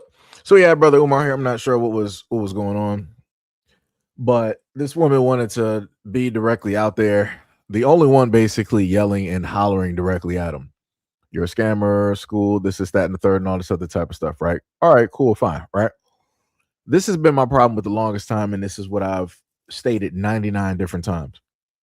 For all of the people that have made videos of Umar, again, making money, right? They say that they're pointing out a problem and an issue, but yet they're not being a solution. The only thing that they're doing is consistently making video on video on video on video on video and making money, and that's it. Right? Specifically off his name because they can't do it themselves. My main thing that I've always stated is that instead of going there and giving him attention, which is what's happening, because that's only going to draw more people directly to Dr. Umar Johnson, why not be the solution to the problem? If you're saying that he's a scammer, why not start up the school? Why don't you build something up directly in the community instead of going to Dollar General, the dollar store, getting a bullhorn and being out there waiting in line? Literally, you're waiting like an extra fan, waiting in line so that you can scream and get attention from Dr. Umar. Again, weird behavior. Why not go online? All that energy, getting up your high blood pressure, getting everything directly up, potentially putting another foot directly in grave. Instead of doing that, why not be the solution, which is get all of these other people that's been complaining about Umar Johnson from the longest time possible, who've been saying that, oh, Umar, he's not doing this, he's stealing from black people and whatnot. Why don't all of these people get together and open up a school? That's all I'm saying. That's all I'm saying. For the longest time possible, I've been seeing people complain for about, what, like 10 years? Has it been? I think it's been close to about like 10 years. Yeah, about like 10 years. People been getting directly online just solely complaining. But none of these people, for whatever reason, can never unify and come together, formulate Voltron, and get a school up and running. With 10 years, all of these people complaining and making money off of Umar's name, I'm pretty sure they could have got a school up and running. But it goes back into what I stated before, that it's easier to complain versus actually being solution driven and performing those actions. Because at the end of the day, each and every one of these people who are complaining about Dr. Umar, they don't want to be responsible. And those are just the facts. Because if these people legitimately actually cared about the kids, if they legitimately actually cared about the school and the community, they would have been did it. I want to note to a lot of people, because I remember back when Tariq Nasheed said that he was opening up that the museum out there in Los Angeles, right? There was a lot of black folks like, oh no, he's not. Y'all done set up there. Tariq Nasheed, he's a scammer. Y'all done gave him $2 million. He ain't nothing gonna happen from it. Ain't that building's never gonna be built. And this is that and the third and rah rah rah and da da da da da. Right? All of those people. It was a whole bunch of naysayers. All of a sudden, real quick, as soon as they saw that money up there, but then as soon as it was built and it was established, oh, magically those people, they ain't had nothing to say. Magically, they were nowhere to be found. Magically, all those videos they were making were stopped. And then from there, people started moving the goalpost. They're like, oh, the building is there, but it's not an actual museum. It doesn't have actual artifacts. It doesn't have, like, y'all just kept moving around. No matter what was happening, just kept moving the goalpost. But again, if you felt that Tariq Nasheed was not going to build a museum, why didn't y'all get all of y'all complaining asses directly up and establish a museum? Like I said, all of this is crazy to me. All of this complaint, but yet I don't see no type of action at all. I done seen both Tariq Nasheed and Dr. Umar Johnson both receive complaints from those in the black community. And those same exact people in the black community complaining ain't doing nothing. So what's happening? Like, what's really happening? Like this is crazy. Like it's crazy to the point where even on my platform, I didn't have people sit up and say, "Oh yeah, I'm not I'm not this, I'm not that, and I'm not a part of no community, and this, that, and the third." But I'm like, so if you're not a part of a community, then how is anything supposed to actually happen? Because I've never heard Asians sit up there and say that they're not a part of a community. Don't call me Asian. Don't call me this. Don't call me that. I've never seen the Africans technically do the exact same thing, because all of these groups, the Africans, the Latinos, the Mexicans, the Asians, the Arabs, everybody else in these United States, they got their own community. You don't see their people online sitting up there talking about, oh no, don't call me this, and I'm not a part of that, and all this other type of stuff. They were like, hey, we're going to sit up there and establish some stuff real quick, and we're all a community, and we're all going to benefit directly from what it is that we're creating. It's only within the black community where folks want to sit up there and say that I'm not this and I'm not that, and I'm not, a part of no black community. This is why ain't nothing happening. This is why ain't nothing happening. I've been saying this 99 different times, because I've had countless people directly up here sitting up here saying, "Oh, I'm not a part of the black community. I'm not even black. I'm an individual." And I'm like, yeah. So then, as an individual, when the police sit up there and start whooping on you, when they start pulling the Rodney King and just beating you up, now you want to be black all of a sudden. Now you want to be black American. Now you want to start going on your local news and you want to start talking about the police and police brutality and how it affects the black community. Now, all of a sudden, when reality hits with a nice billy club to your face and breaks your nose in several different places, now all of a sudden reality strikes. That's wild. Like I said, all I'm saying is, at the end of the day, instead of all of this complaining, folks need to get out there and actually start being a solution. All 10 years I've seen black people complain about Umar Johnson and they ain't make no moves yet. Their lives are still the same. They still receiving the exact same money. Their kids are still getting the same poor education in whatever state or city that they're located directly in. And you're just out here waiting in line to get seen by Umar Johnson so that he knows that you exist. Like I said, and then on top of that, you sitting up there screaming about his daughter, somebody that you don't actually even care about. Again, like I said, this fakery out here. If you this woman is trying to make it seem like she's bringing awareness or something, but it's like, if you actually cared about Dr. Umar's daughter, right, and you said that she's drugged out, why don't you sit up there and try to get in contact with her? Why don't you try to, get her some assistance or some help so that she can get clean? Why are you just out there talking about it and not being a solution? And I'm guessing that this has to be a woman screaming and calling directly up out of there. I'm like, if you really care so much as a woman, why don't you go help that woman out? But like I said, you don't really care. You just want to bring it up because you can use it as a way to negatively attack a black man. It's crazy work. It's diabolical in nature. 100% diabolical.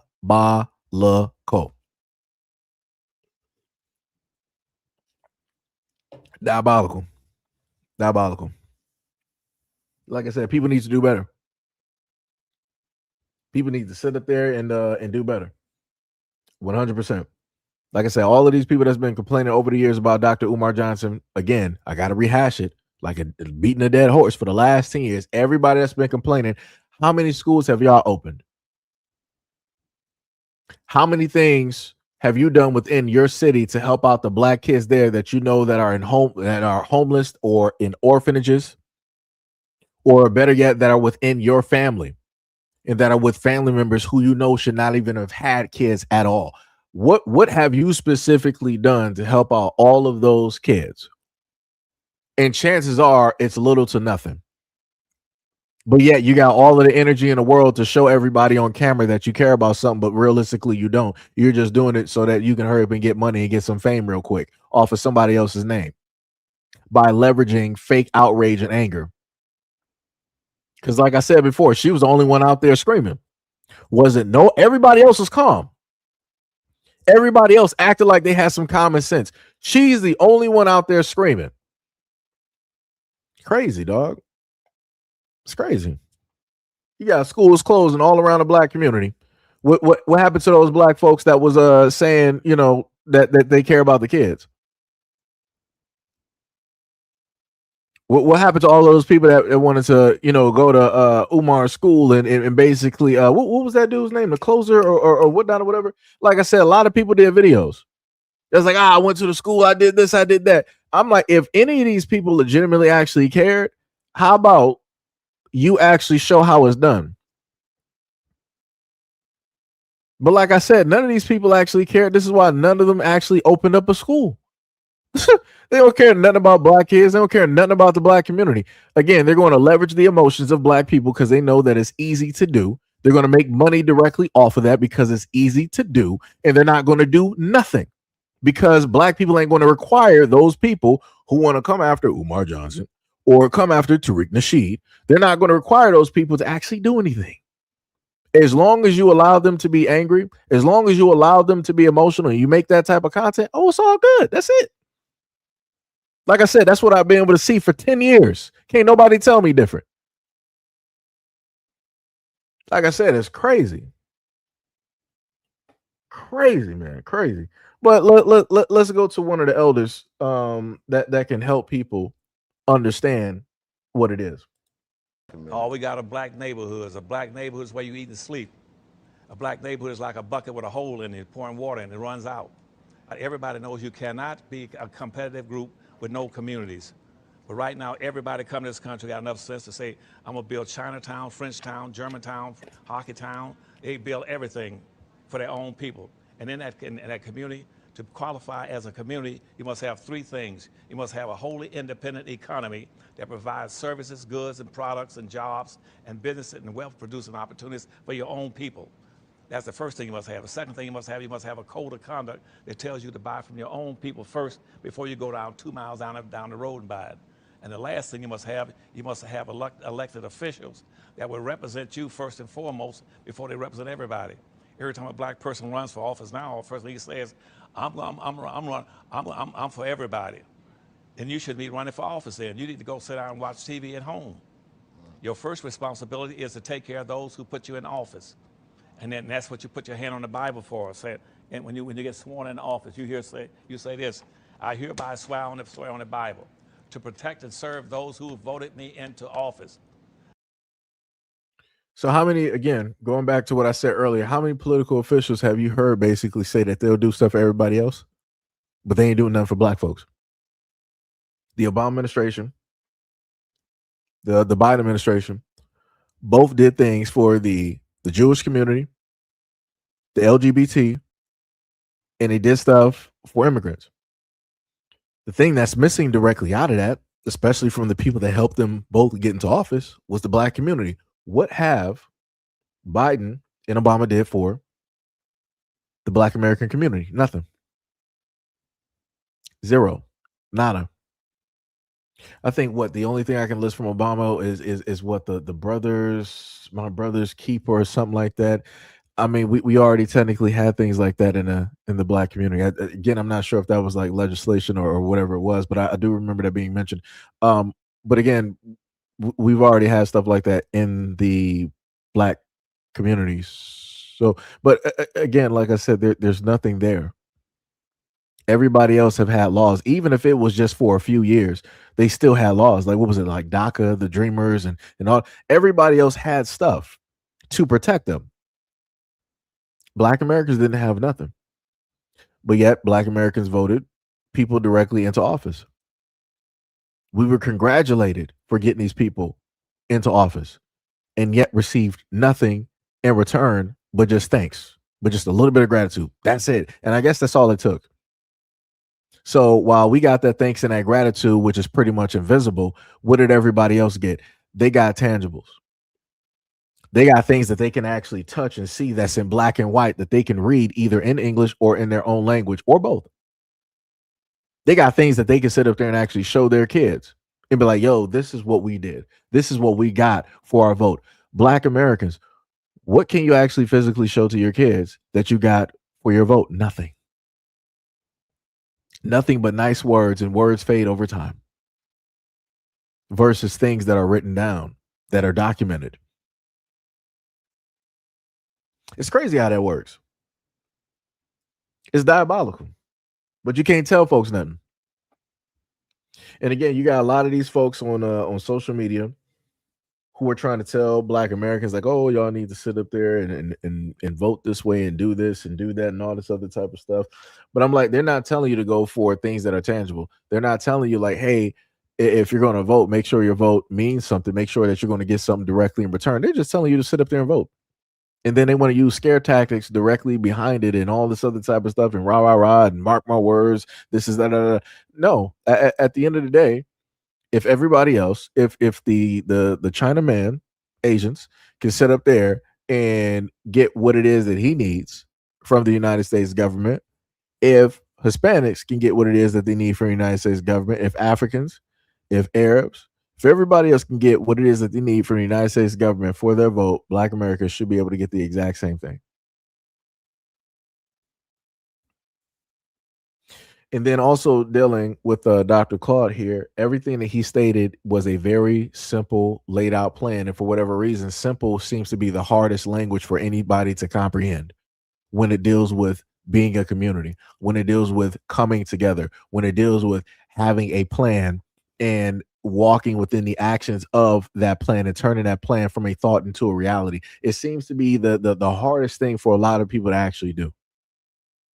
And this is why I said time and time again that the failure is going to happen not by way, in a sense, by the system itself, but the failure is going to happen by way of those who are in and around Black Americans.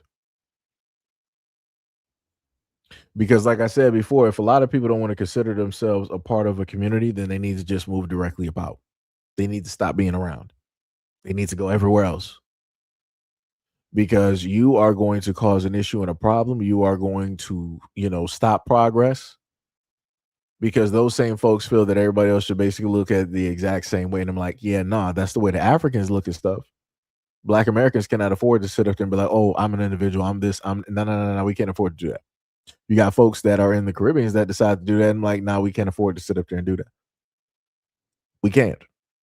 There's too much history here. There's too many things that are still needed in order for us to decide that, oh, we're not one people. We're just humans. Can't do that. Yeah, that's some diabolical work. Wait, what did you say? You said, how does 12% of the population get voted in office and only do for us? Stop the disinformation. You are not helping. And we did get support. It was not just for us. Wait, what are you talking about? Dear Lord, dear sweet mother of Christ, When I look at the Jewish community, when I look at the Asians, when I look at the LGBT, and when I look at immigrants, all of them combined have had more legislation passed for them than anything dealing with Black Americans. So, within me saying that, where is the disinformation? Where am I lying? That's what I'm just trying to figure out here, because that doesn't even make any type of sense. Like what?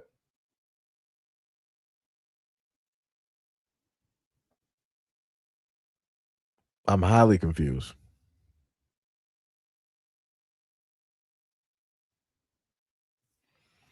Let me just highlight this. I'm just trying to figure out. I'm just trying to figure out, like, where specifically was the lie in what I stated.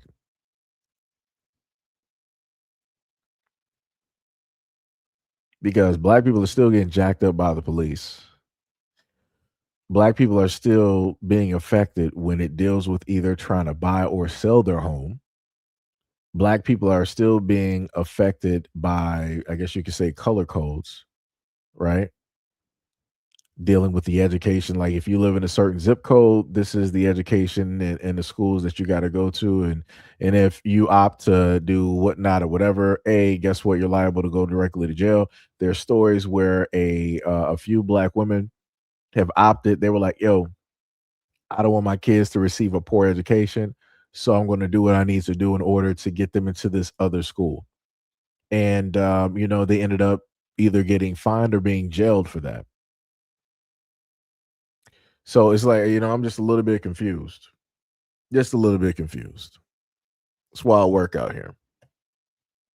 But anyways, like I said before, they couldn't sit up there and break down any of the things that Dr. Claude basically stated. They couldn't sit up there and say that wasn't factual. They couldn't say that was misinformation. Diabolical work. But now, let's continue. Let me make sure to take that one out because we actually finished that one. Let's go. I'm going to save the other one for the last one. Let's go to the next one. When Fela came back from the States in 69, 70, he came with the Blackism, the idea of the Black Panther, the Black culture, of course, which is different to Yoruba culture, of course, Igbo culture, Hausa culture. And for a long time, we didn't know that Fela was talking to us. And us youth now, we are kind of fascinated about this kind of rebel of what was going on. But music was really, really the underpin of the whole energy. Right. So in that small clip, because I know it was short, this is what is stated above the clip. It said singer Fela Kuti created Afrobeat music after he learned about Black American consciousness and their rebellious mind state. He brought that mentality back to African tribes in Nigeria in his lyrics and music, using American jazz, Black American jazz, and funk blended with traditional African music. So it's crazy how things work. Because remember, a lot of folks out here, they want to sit up there and say that Black Americans, like, oh, we didn't create nothing. Oh, all of the music that we create, it came directly from Africa. This is an African that came directly over to the United States, was basically not embedded, but he was around and was able to view and see the things that was happening and transpiring, along with how it is that was enveloped and infected, not infected, but affected the music that, we created. And he took that from the United States and then brought that over there to Africa and then infused that with music and stuff from Africa. But yet people say that we don't make nothing, we don't create nothing, we don't cause waves. Like, y'all are still using our old stuff. Y'all are still using stuff from back in the day. Like, that's how crazy that is. And that also shows how influential Black Americans are, no matter what it is that we do. And like I said before, this is stuff from the past that made their music in the future that we have today. But People don't want to sit up there and give Black Americans credit. That's wild. That's wild. Like I said, you're dealing with something that was not innate within you. You had to go somewhere else to be around it in order to get a subtle taste and an understanding of it. And then once you did get that, you then took that, became an expert over where it is that you're from, because you're pretty much the only one that did it. And you basically were able to create and make this, taking it directly from Black Americans. Well. Color me surprised. Color me surprised. Let's go to the next one. Y'all know that Black ICE agent girl that's been going viral? Like, her picture has been kind of circulating and everybody's been kind of sparking this conversation about Black ICE agents and Black people shouldn't be ICE agents, whatever, blah, blah, blah. So apparently people found her social media accounts and have been, when I tell y'all, like, she has had so many trolling, bullying comments. And what's crazy is that this girl is a stone cold baddie. Like, stone cold baddie. Like, clears all the haters in her comment section easily. And I'm not even trying to be shallow when I say that, but she's cold. I mean, she's a cold ass chica. But she's also been in the military. So she's been in service to the country for I don't even know how long. She don't look like she's that old, so I'm assuming that she's probably still an active military member, but she also works for ICE. Not really sure for how all of that works. It's just really crazy to me how people will drag and bully a Black woman or a Black presenting woman, because she might not even be Black American. She might be Afro-Latina. I'm not really sure what this girl's background is. I know that she looks like she could be a model. I know she's been in the military. She works for ICE, but I don't know anything about her. I just feel like if she was ambiguous looking, like if she didn't look like a Black woman, if she were anything else, she would not be, her photo wouldn't even be trending right now and being hated on and being trashed and bashed in her comment section the way that it is. But because she's a Black woman, or at least appears to be a Black woman, then now you see people all in her comment section just completely just thrashing and bashing her. I sent her a DM actually, and I just said, you know, I support you, I support what you're doing, thank you for your service. And she was real sweet about it. She just said thank you and all that kind of stuff. I'm hoping to get her on a live stream. We'll see. But I just wanted to point that out to y'all. Go check out her profile and read through some of those comments. And show her some love, y'all. Like, because there's been a lot of people who's trying to make her feel, trying to guilt trip her about her career choice. You know, whatever her career choice is, that's her career choice. She was in the military. So she was like, hey, I've already, you know, probably went overseas. Dealing with this is nothing. So she opted to go for it, and maybe potentially because she was in the military, she might be able to get a little bit more money. You know, depending on what it is that she did in the military and whatnot or whatever. Like I said, she went for the easiest route, something that she was already used to. And that's pretty much nothing for her. It's crazy how people want to come directly at her, because, you know, the craziest part is you don't see these same folks wanting to come after other Hispanics or Africans or Caribbeans who decide to become ICE agents. You don't really see them doing that. And then the other crazy part is, I got to point this out too, is that you got the people who are part whites, who are part of the Democratic Party, liberals, who were coming at Black ICE agents on tape, and they were calling them all types of N-words and slurs. And I'm like, this is how I know that white people are racist. Because I'm like, you're supposed to be a part of the Democratic Party. The Democrats are supposed to be the ones that love everybody, that care. But then you decide to film yourself at this moment calling a Black man a racial slur because you disagree with him being an ICE agent? What? How does that even make sense? That doesn't even make any type of, like I said, they use any excuse just to be racist. Any excuse just to be racist. It doesn't make any type of sense. It makes no type of sense. Like I said before, it lets you know. It lets you know. But like I said before, you got racism all over the place. It don't matter if it's Democrat or Republican. Both are part of the exact same government.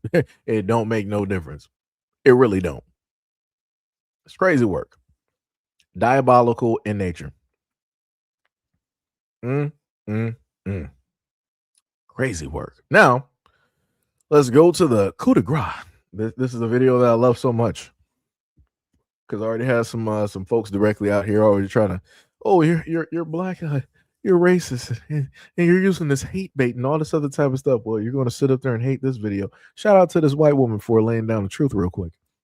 Talk about black fathers is 100% projection, and here's why. A lot of white men like to pretend they're so superior to other races and other men, but in reality, a lot of white dads are either drug addicts or alcoholics, physically present but emotionally absent, or such intense workaholics they don't even know their children's birthdays. So really what I see this as a fundamental problem with the way that men are socialized to treat women and children as extensions of themselves, not necessarily as important. And so while the stereotype is that black men will have children and not stick around, the white men who do stick around, because trust me, there are plenty of absentee white fathers, they aren't necessarily caring for their kids' emotional or physical needs. And a physically present dad but emotionally absent one is very, very traumatic for a lot of kids. I mean, just look at the children of a lot of rich parents. They're absolute tyrants, and they themselves are drug addicts because they know in their hearts that their parents do not give a shit about them, especially their dads. And so if you want to talk about daddy issues, then we need to talk about all races that are neglecting their kids, because it's absolutely not just the stereotype of black men, it's for white men. Woo, that's crazy. She laid down fire, hot flames, diabolical. She came directly after her own men, because for far too long there's been this crazy stereotype where people want to sit up and say, oh yeah, well, white men are always fathers, they're always present. You can be present and not there at the same time. You can be present and not there at the same time. And this goes right along with what I stated before in another video, where I brought to you guys the information of the CDC, where they stated that black men are fathers. And the craziest part is, even with the information being directly out there, you still have a lot of folks that want to still say otherwise. And the awesome, craziest thing about this video is that she, as a white woman, would speak out against her man, highlighting these things, right? These are the men that they raised, that they are around, that they live with and date and all of this stuff. And she's speaking these truths, right? But then you'll have other women directly out here, you know, and they'll decide to say the opposite. They'll decide to say that, you know, white men are the greatest fathers. They're always attentive, that they're always emotionally there and balanced and fair and protective and da da da and all this. And I'm like, so which one is it? Who am I to believe? Am I going to believe this white woman when she's speaking about the men of which that she has been around pretty much since her existence? Or am I going to believe another group of women who really don't have that experience with and or raising or being raised by those men, speaking positively 100% about them? I'm going to sit up there and go with this white woman here. I'm going to listen to the source on this one. Because like I said, there's a lot of misinformation. There's a lot of misinformation directly out there, and how it is that people want to present and talk about certain things. And like I said, it's crazy to me to know that you got other women out here that will go to bat for another group of men who are not of them, and that especially that they don't even raise and who have never even raised them. And you want to speak highly about them as if you know them 100%. And then you want to try to discredit a white woman. Wild. I ain't never seen people fight so hard in my life. It is crazy. It is wild out here. Wild. Like I said. And I want to note, because I know how some people get, they were like, oh, you're just saying this because, well, a white woman is defending black men. No, I'm not sitting up here saying that. She's honestly speaking about the men of her community. Like I said, I respect honesty. I don't need another group of women to basically speak up for black men. I'm a black man myself. I can speak up for black men, and I've done that countless times on my platform, you know, regardless of the negative comments I've gotten defending black men, which again makes no sense, mind blowing by itself, but you know, it'd be like that. You know, it is crazy. Crazy work. Let me see. Somebody said it's not misinformation, it's statistics. I don't even know what you're talking about. And I'm looking through my comment section, and I know you just got here talking about life isn't fair.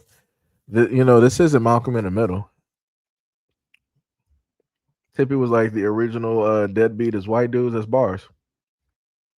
That's straight bars.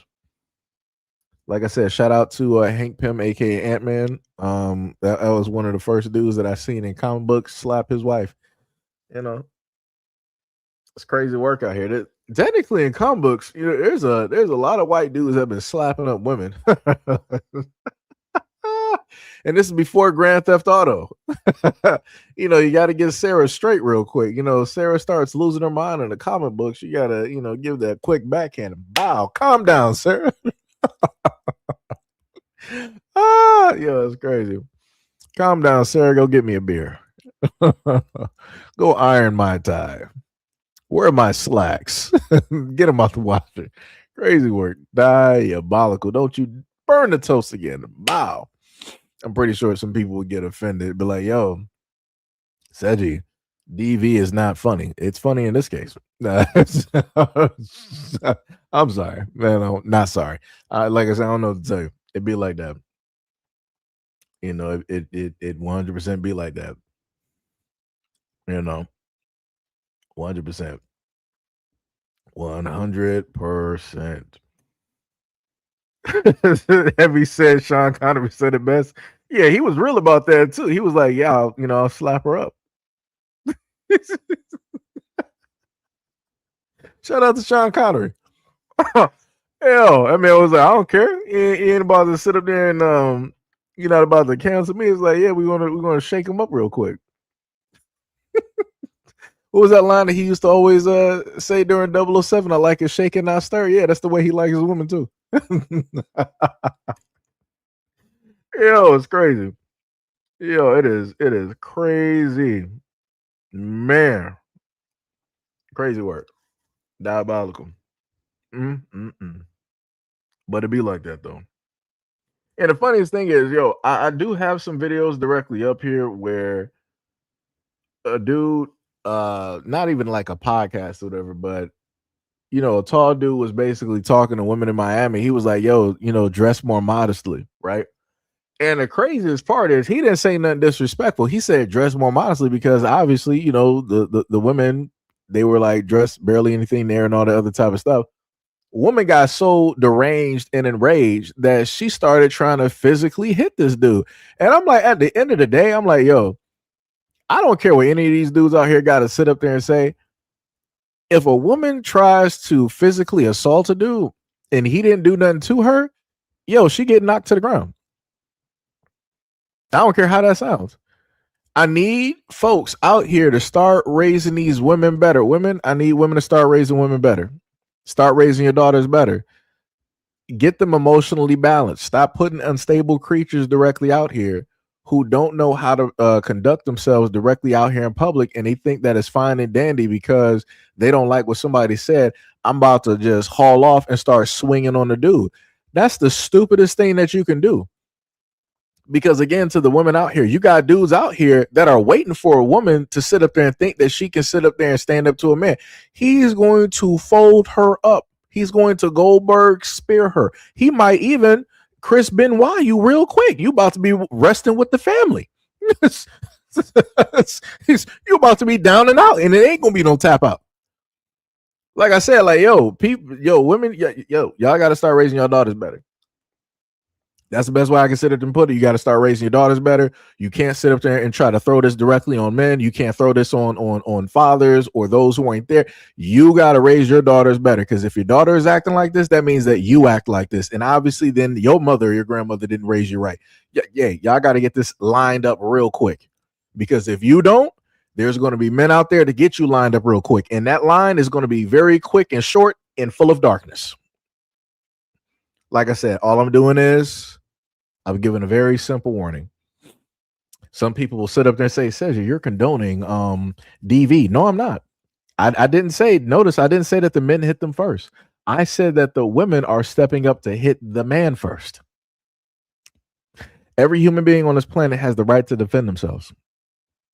So if you don't want a human being to use that right, then that means that you need to stay emotionally sound and don't go out of your way to get into somebody's 2 feet or 6 feet worth of space and decide to ball up your fist or have an open hand and decide to swing it directly at a person. That's all I'm saying. That's all I'm saying. Vincent, yo, Vince, what's up? This man said the Zangief spinning pile driver. That's crazy. Do this for Mother Russia. Yeah, that man J-Lock said you about to get the king moves from Tekken. That's wild. That's crazy. LBC said they don't realize one punch from a man can take them out. Men's bone density is 10 times more than a woman's bone density. That guy, what is up? You said some mothers be competitive with their daughters in general. I mean, yeah, that's true. That's true. Tippy said delusional. Yeah. Yo, Shauna, what is up? What is up? What is up? Said amen. Said say it again. Tippy said it's not the fault of black women only. It's the men too. Wait, which part are you talking about, Tippy? I'm a little bit confused. J-Lock said tiger uppercut. This man is bringing up Sagat. Tippy said, oh, he got the boot. Wait, who got the boot? Heavy Duty said, LOL, tiger uppercut action. Wait, let her be her said, I'm just coming in. What we talking about? Dang, how can I go directly through the whole live stream? Pretty much it was a different assortment of videos. Some were in alignment with other videos, such as one topic had to do with what was going on in Africa and how an American woman decided that melanated American woman decided that she wants to go over to Zambia. And Zambia, from my research that I was able to do during a live stream, found that Zambia had slave trade. So it was a part of a slave trade, right, to the Arabs and to the Swahili, I guess, tribes or peoples directly out there. And even such as late of 2023, they had about 95,000 people that were still in a modern day type of slavery. And this is where this woman here decided to take her and her kids. So she basically left from America, moved over to Africa for whatever reason. She, quote unquote, as she stated, overstayed her visa. And this is what basically got her directly into trouble. And I listed a variety of things, how it is problematic. Again, I stated that it should not have happened. But again, I have to put her squarely at fault, because why would you overstay your visa? That's all I'm saying. Why would you overstay your visa? You're a grown adult. You're supposed to have things marked down and on a calendar. You're a grown woman. You're supposed to be keeping track of every single thing. Nobody else is in control of the situation. Nobody else is in a leadership position of this situation. She planned it. She had the money. She had the itinerary. She had the dates and everything completely down. How is it that you overstayed your visa to the point that now you're in a situation where your kids got taken away from you by the Zambian government? And now they're in an orphanage, probably maybe not even actually there, because no telling the last time that she actually seen or actually spoke to him. And then, there were other videos, going directly down with that as well too. Renam, what is up? What's up? What's up? Oh yeah. Also, much love to Ree. I'm just going to shorten it. Much love to Ree. I did see that you said earlier that this is your first live stream that you were able to show up to. Much love, respect, and appreciation. I'm glad I went live today and you were able to pull up to the live stream. Much love, respect, and appreciation. And no, we did not forget about the Grape Fest that was going on in Nigeria. I made sure I did about like 3 to 4 videos, and I think I might have did a live stream directly off of that. Oh, trust me, that's going to be in memory for a very long time. At any moment in time that an African decides that they want to pull up to the scene, I'm going to bring that up. I'm going to bring that up.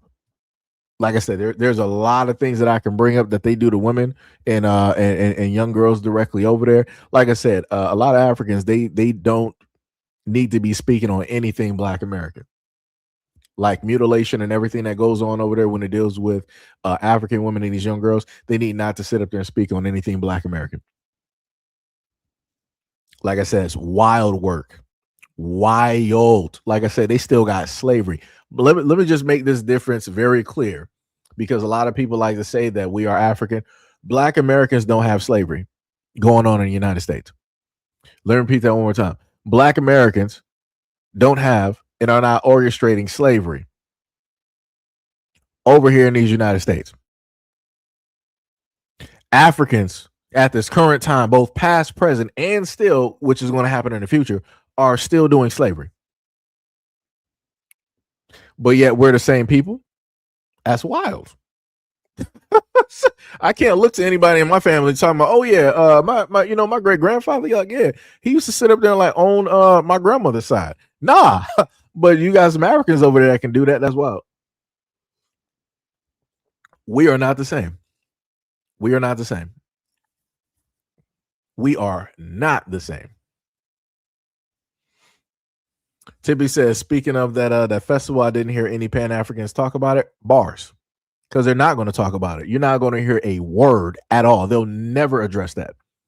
It's like hearing Black Republicans, Black conservative Republicans actually reporting negative stuff about Republicans. They're not going to do it. They're not going to do it. What they'll do is they will show a little bit of the video and highlight it, and then they'll move directly over, oh, the blacks or the Democrats or the Democrat blacks.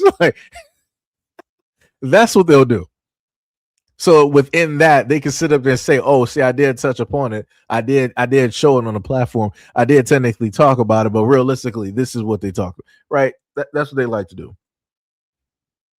But like I said, that little grift, whatever it is that those Black folks are sitting up there doing on social media, trying to, get the attention of white people and say that I'm better. You can put me in the house anytime. It's all cool. Like I said, that's going to run its wave, and then people are going to be stuck.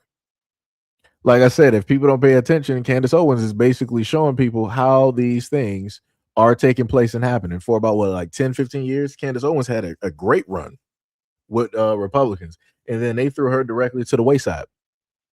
But I will say this, though. When you look at the videos of Candace Owens and Charlie Kirk, they seem very, very happy. And we already know that Candace Owens, she likes white guys. So, all I'm saying is they both seemed very happy being amongst each other in those videos. That's all I'm saying.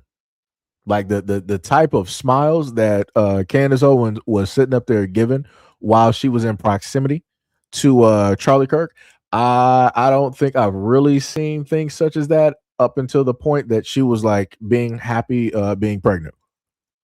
Like she was like those smiles, like those, like every guy knows what those smiles are. Like those are like those almost like once in a lifetime type of thing where it's like that person really has like feelings for that person. It's almost like a light is beaming off of that person. And it's specific to women. But yeah,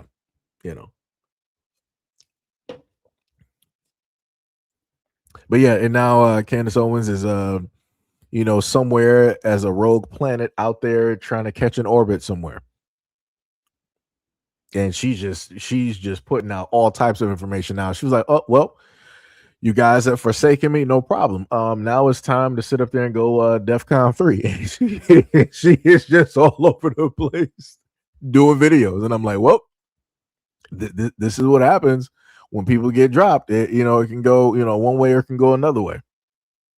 Be like that. Gail was like, Seji's tether hairline will always be suspect. Me and my friend normally sit up there and say, I'm the prince of all hairlines. Shout out to Vegeta. I'm the prince of all hairlines. Kakarot, you are a clown, Kakarot. So I was like, yeah. It be like that. Somebody said MLK Jr., I guess. Oh, you're talking about the other comment directly up there. Tibby said, white folks want to say to wait, to black Americans, Africans still run slavery as a dig to black Americans, but they want to separate themselves from the Jewish community folks as if they're not the same. Black Perseus said, "Do you?" I'm not even sure what. Yeah, I'm not even sure what that even is. I'm trying to read it. I'm not even sure. Mo said, "Is Sechi really from Detroit?" That's crazy. That's crazy. That's crazy. What was it? No freedoms. Mo freedom says Sechi out here. Oh yes. Black person said it was just what was it, Ghana, but people that understand what is going on and have spoken about the situation. Somebody said that this is a racist channel. I guess. Whatever you believe, sir. Whatever you believe. I'm not sure which part is racist. If I talk about the black community, racist. If I talk about Africans or those from the islands, I'm racist, xenophobic. If I talk about white folks, racist, Arabs, racist, Asians, racist, Hispanic, racist. So I'm like, at which part am I not racist? That's all I'm just trying to figure out. That's what I'm trying to figure out. Like I said, it don't matter what time of the year it is. Somebody's always going to pop up and basically try to say like, this is a racist channel. I talk about everybody equally. Well, at least so that I think. Maybe it might be a little bit uneven. It'd be like that. Just like most roads in the United States, they're not all straight. They're not all even out. A lot of them got potholes. Some of them never fixed. And infrastructure, the government. Or are we going to sit up there and say it's the fault of the people? Which one? Just saying. Just saying. Renum said, why is Drewski catch an issue about the Erica short? The joke that he made. I don't know. Let me see something real quick.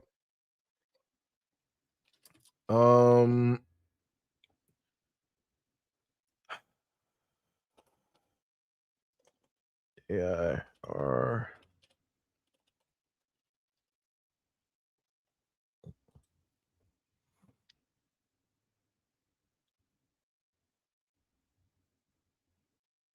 So let me just let me see if I can highlight this better. Let me just go to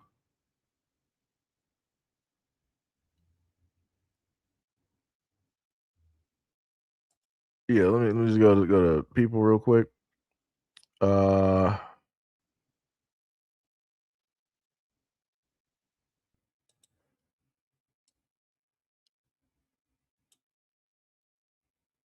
Right. So this is my problem with the whole story with the whole Drewski thing. Drewski is a comedian. But I had to look this up real quick, right? So let me just take that dude directly down. It says that Erica Kirk says that she forgives her husband's killer minutes before Trump says that he differs from Charlie in a way. Said, I hate my opponents, right? But the main part of that says that Erica Kirk supposedly, allegedly forgave the killer of her husband. So I'm like, if you could forgive the killer of your husband, shouldn't you easily be able to overlook what it is that a comedian is doing? Like, which one is worse? That's all I'm trying to figure out. So we got the severity of the situation where you got somebody who took the life of your husband, right? He took your husband away from you. He took your husband away from being a father to, your one or two kids directly out there. He took your husband away from both of your families. He took your husband away from his believers, the people that look directly up to him, right? The people that are slowly but surely following his footsteps at this moment in time. That person took him away from all of those folks, but you stated allegedly, that you forgave him for that very severe detrimental situation. But when it deals with Drewski, who is a comedian who just goes out and makes jokes, he does skits. Now this is where the line has to be drawn. Now I guess this is the point in time. I guess Drewski must have really took somebody's life. I guess because, like I said, to me that's crazy. That's crazy. But it's very interesting. I've heard a variety of comedians who are white make jokes dealing with Charlie Kirk, and I don't think I heard of Erica Kirk or the estate or whatever bringing up a lawsuit or saying anything. But magically, when it deals with Drewski, for whatever reason, I can't specifically put my finger on it, but for whatever reason, when it deals with Drewski, this is now the line has been crossed. It's a line that you're not supposed to cross. And on top of that, a lot of white folks are mad online. I'm like, oh, that's crazy. That's wild. Diabolical work.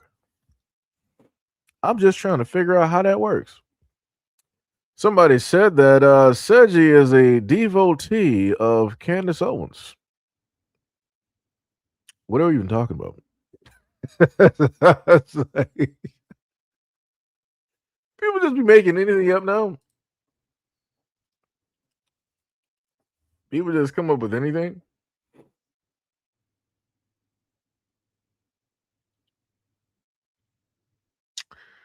So let's see. A strong believer in a particular religion or god, a person who is very interested in enthusiastic about someone or something.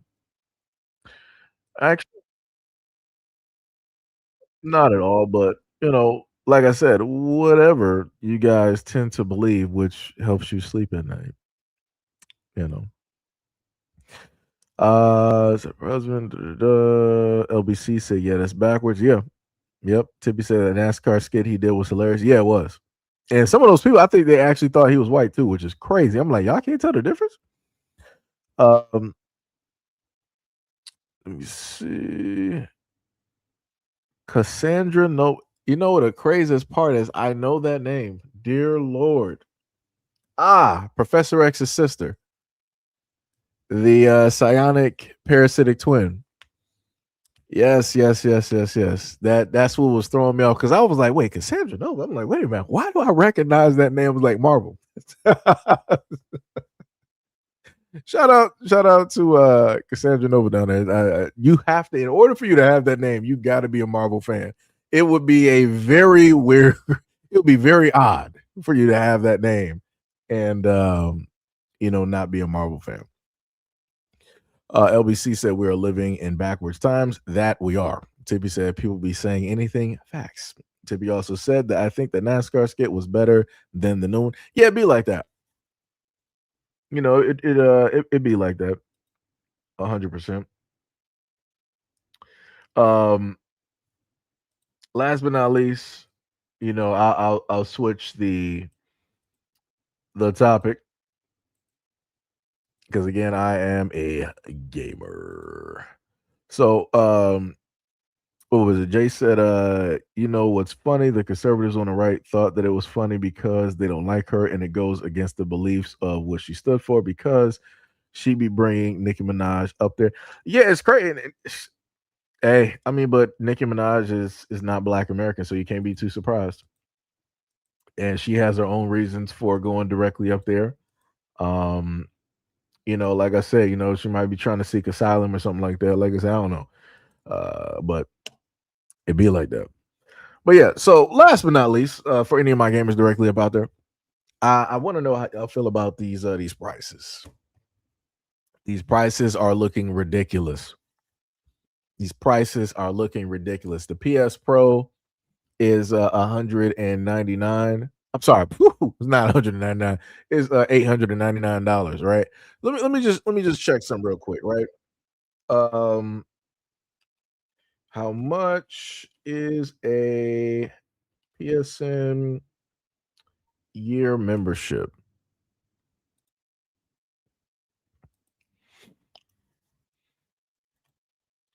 So if you do, wait, let me see if I can put this all together, right? Let me just try to get this into one neat looking thing for us to view. And then again, I do understand and know that a lot of people here who may observe the channel are not gamers. I understand it, but it also goes into the fact of prices with everything else as well too. Because again, you got groceries and everything else, so you may not be able to specifically relate to the gaming side of things, which I understand. But you also have other things as well that are being affected. Um, by way of stuff in the United States. So in a sense, you will technically understand it without being deep in there, right? Um, let me see if I can get this picture up there. This will be a little bit better so that we can all follow. Right. Let me just take that down. There we go. So even without, let me get out my handy dandy calculator, right? So the price for, well, you can't see because, well, maybe you guys are able to see it. Let me see. I might have to take down the banner real quick. Yeah, there we go. All right, so with the banner down, right, you see the the PlayStation 5 Pro is $899, right? I'm not even going to do the plus tax because it's whatever at this point. That's just going to make it worse. So let me get my handy dandy calculator. Let's do the $899.99, and then we're going to add in a 1 year. I'm the type of person where I'm like, I'd rather do like a 1 year, subscription. So the premium, which is the highest tier, right? Because you gotta go for the highest tier, the creme de la creme, however it's pronounced, whatever. The cream of the crop. So we're gonna do plus the $159.99 a year, and automatically, if you get a PS5 Pro plus you get premium, that's $1,059.98. That's not adding in the extra controller. That's not adding in any type of, I was going to say meta glasses. That's not adding in the VR, which is another $500+. That's not adding in any games either. And on top of that, that's not adding in like Crunchyroll or Netflix or Hulu or any other subscriptions that you have. Like, so very easily without even buying games, right? Without buying a physical or a digital game, you're already with the system plus the premium. You're already at $1,000, over $1,000. That's ridiculous. And like I said in the last live stream, what's crazy about this is that this $1,000 that people are going to, in a sense, pay. This is what the original price for the PlayStation 3 was. But Sony was like, hey, we're going to actually just like eat the cost directly on this. I think if they could go back, they wouldn't have ate so much of that cost like they did during that time, to the point where they had to bring out the PS2 and the PSP back out in order to stay afloat. But this was close to the original price of the PlayStation 3. And now I remember I had a magazine or a book directly on it. I wish I still had it to this day, where I could actually show you the proof of what it was during that time. But like I said, this is ridiculous. 1,000%. This is ridiculous. D Money said I already had a PS5, but see, me and you both, we got the PS5. We don't got no Pro though. So for me, I wouldn't even have went out and got a Pro. I can tell you that right now. I'll just stay with the PS5, and I might even skip out on the 6. Like I said, I don't know what's going to happen directly with that. That's just up in the air. If looking at this price right now, and Sony is like, well, we got to up the price right now because of everything going on with AI and the RAM. I'm like, that is BS. That is that is straight. Man, this is the utmost garbage. I would need to see some concrete numbers on why it is that they needed to raise it this high. Like, people tried to clown Xbox when Xbox earlier this year or last year raised the price of Game Pass. I think it went from like, what was it, 20? No, I think it was like 20 or 25, and then it went to like 30. Everybody lost their minds. Even people that don't even have Game Pass, like people who only have PlayStation, only been on PlayStation, were talking about it, and that they were trying to clown everybody who has an Xbox. Now look at where it is that we are. People was clowning and laughing at Xbox because the subscription went up, and now the price of a whole system that went up. I ain't never pay anywhere that close at all. Now I will sort of say if it was a bundle, I paid about like 8 something, 7, 8, but that was a bundle and that was because it was GameStop, right? But again, a naked system by itself, and I think is that the digital? Because I'm trying to figure. I'm not even sure if the PS5 Pro is all digital. Because I know the PS5 that I got, it is digital. It has no disc tray directly to it. I have to buy that separate if I wanted to. Right, and he says Sony cited continued pressures in the global economic landscape.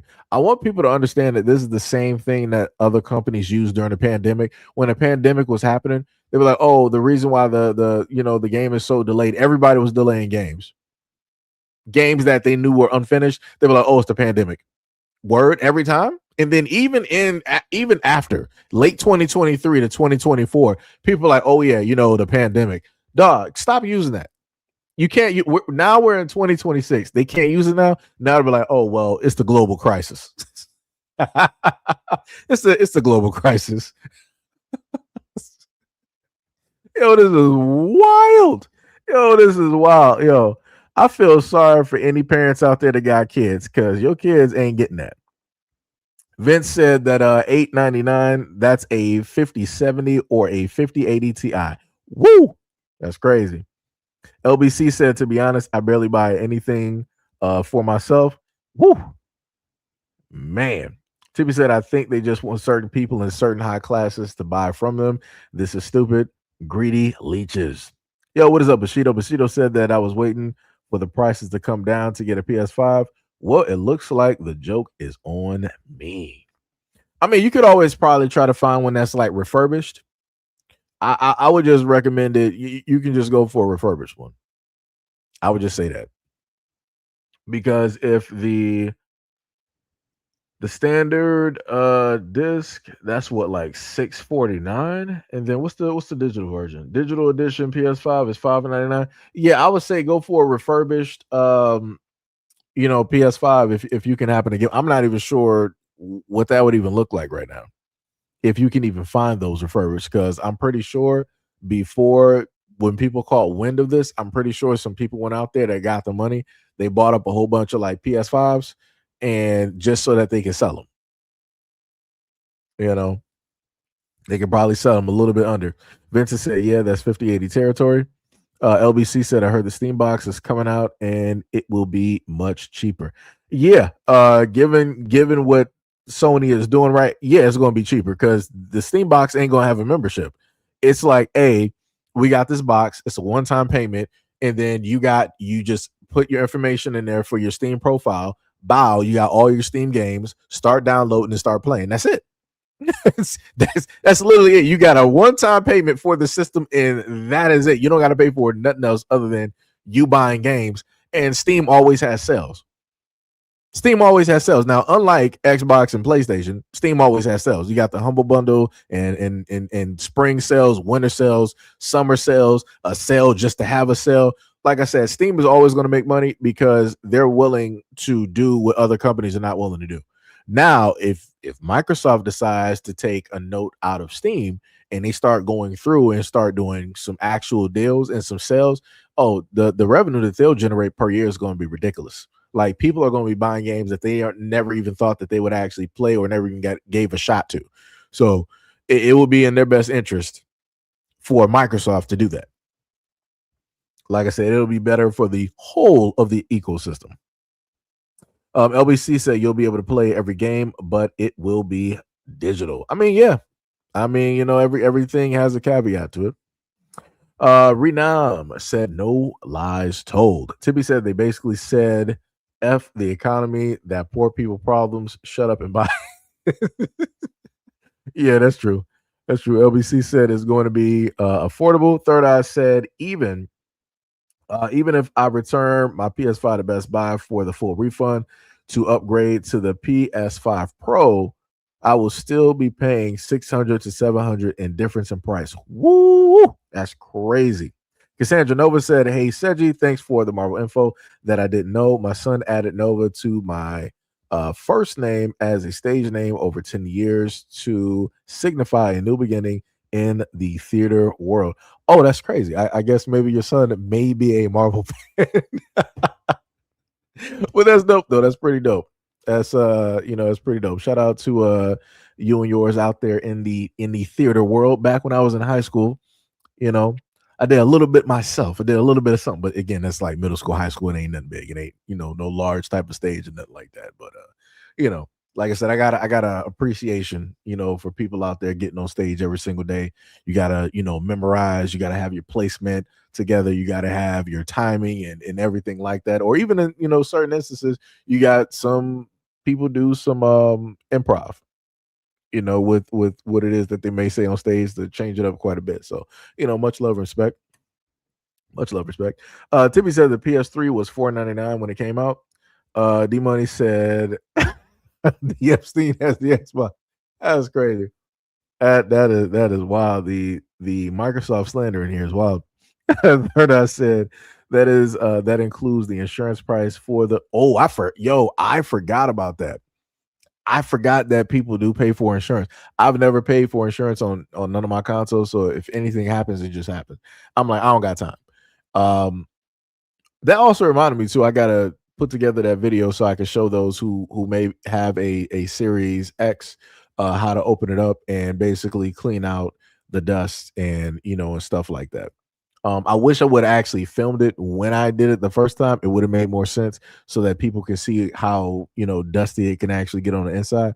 But it'd be like that. So whatever. Tippy said, "Darn." Let me see.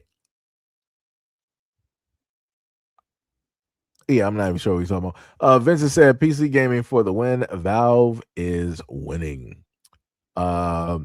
Mo said at D Money, Sony did business with. Oh, that's crazy. LBC said it's honestly really smart on Microsoft's end. Yeah, it would be. D Money said Harvey didn't have an island though. That's wild. What was like, right? Yeah, the dirty couch.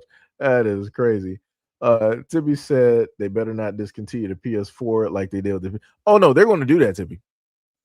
Best believe what Sony models them. If you pay attention to Sony real close, they model themselves pretty much after Apple. Apple has done over time. They've been caught releasing firmware and different updates that will crash your system, that will literally end your system and force you. It will slow down and everything, and it'll force you to basically buy a new one. Best believe that Sony has something in the works, or they're already doing, in order to get people off of the PS4 onto the PS5, or better yet, to the PS6. And they're going to discontinue that. I promise you. They're not going to see the money directly in it. They're going to just cut the losses and be like, all right, well, we got a lot of people still on the PS4, but it's like it's been 10, whatever, such and such years, since it came out. Y'all should have been basically on the 5. So it'd be like that. So a lot of people just going to be left in the dark. Like I said, Sony is going to, because they still look at themselves as like being in competition with Microsoft. And I told people for some years about, even during the pandemic, Microsoft said that they don't look at Nintendo and Sony as competition. They're looking at Amazon and Google. Like I said, people forgot it's Microsoft. Still, it can, Xbox is there, but it's still Microsoft. And when it deals with the games, Microsoft is like, oh, we see that Amazon and Google, they're doing like their own thing in games. No problem. We're going to sit up there and come directly at you. Like, yo, big bank versus big bank. That's what we're going to sit up there and do. And that's what it was. And no lies are being told. Like I said, Sony can't decide that they want to look up yonder above the clouds and be like, okay, our new challenge is fighting Google and fighting Amazon. They don't got the money. Sony does not have the money to be in that battle. So this is realistically the only thing that Sony, in a sense, has left. So this is why they're pulling back, and they're like, okay, well, since Microsoft is coming out with Project Helix, and they're going to have like this sort of console hybrid that's going to have Epic Store, Steam, and GOG and everything else directly up on there, we're going to pull our games directly up off of Steam because we don't want those games on a Microsoft console. Crazy work. Diabolical in nature. They're so petty to the point that they're like, we see what y'all doing. Y'all not going to be able to play our games like that on your systems unless we're getting paid for it or whatever it is. Like I said, that's some weirdo type of behavior. And that's why I be having problems with a lot of stuff dealing with Sony. Because I'm like, I would love for, Microsoft and PlayStation have like this versus, type of thing, but Sony don't like to play. They're like, nah, we good. We're gonna go back to our JRPGs and our single players, and we're gonna be in our nice own little ecosystem and just keep everybody there that we got. That's okay. We don't need friends. Yo, that is wild. That is crazy. Mo said, how do you clean out roach eggs from your gaming system? As well, I don't know anything about that. The only time that let me tell you, Mo, the only time that I've seen stuff like that from white dudes that be cleaning video games, for content, I've seen that for PlayStation 3s and 4s. I'm sorry, PlayStation 5s and 4s. And I'm like, how do you do that? I'm like, how do you get roaches directly in your system? That is wild. That is crazy. And the dude opened up the system and stuff was still moving in there. He was like, yeah, not doing it. He was like, he hurried up and he triple ultra taped. He octo taped that system right back and shipped it with a nice sign. I'm like, I would have fully embarrassed that person. I'm like, how dare you sit up there and give me an infested PlayStation? How dirty can you be? Like, man, I'd be clowning. I would be clowning the mess out of that person. I don't care how unprofessional people would think that is. It is highly inconsiderate of you to send a bug infested system directly to somebody's place of work and think that they're obligated or supposed to fix the problem. You know what the problem is? Clean your house. That's what it is. Stop living in filth. Stop living in dirt. That's that's wild. Straight wild. Vincent said, also, I heard Sony isn't going to put their games on Steam, which I really don't care. Yeah, I don't care either. It's like it's whatever it is. Steam got hundreds of thousands, dare I say millions of games. Though some PlayStation games don't even matter when it deals with Steam. Like, it's not even a part of a percentage at all.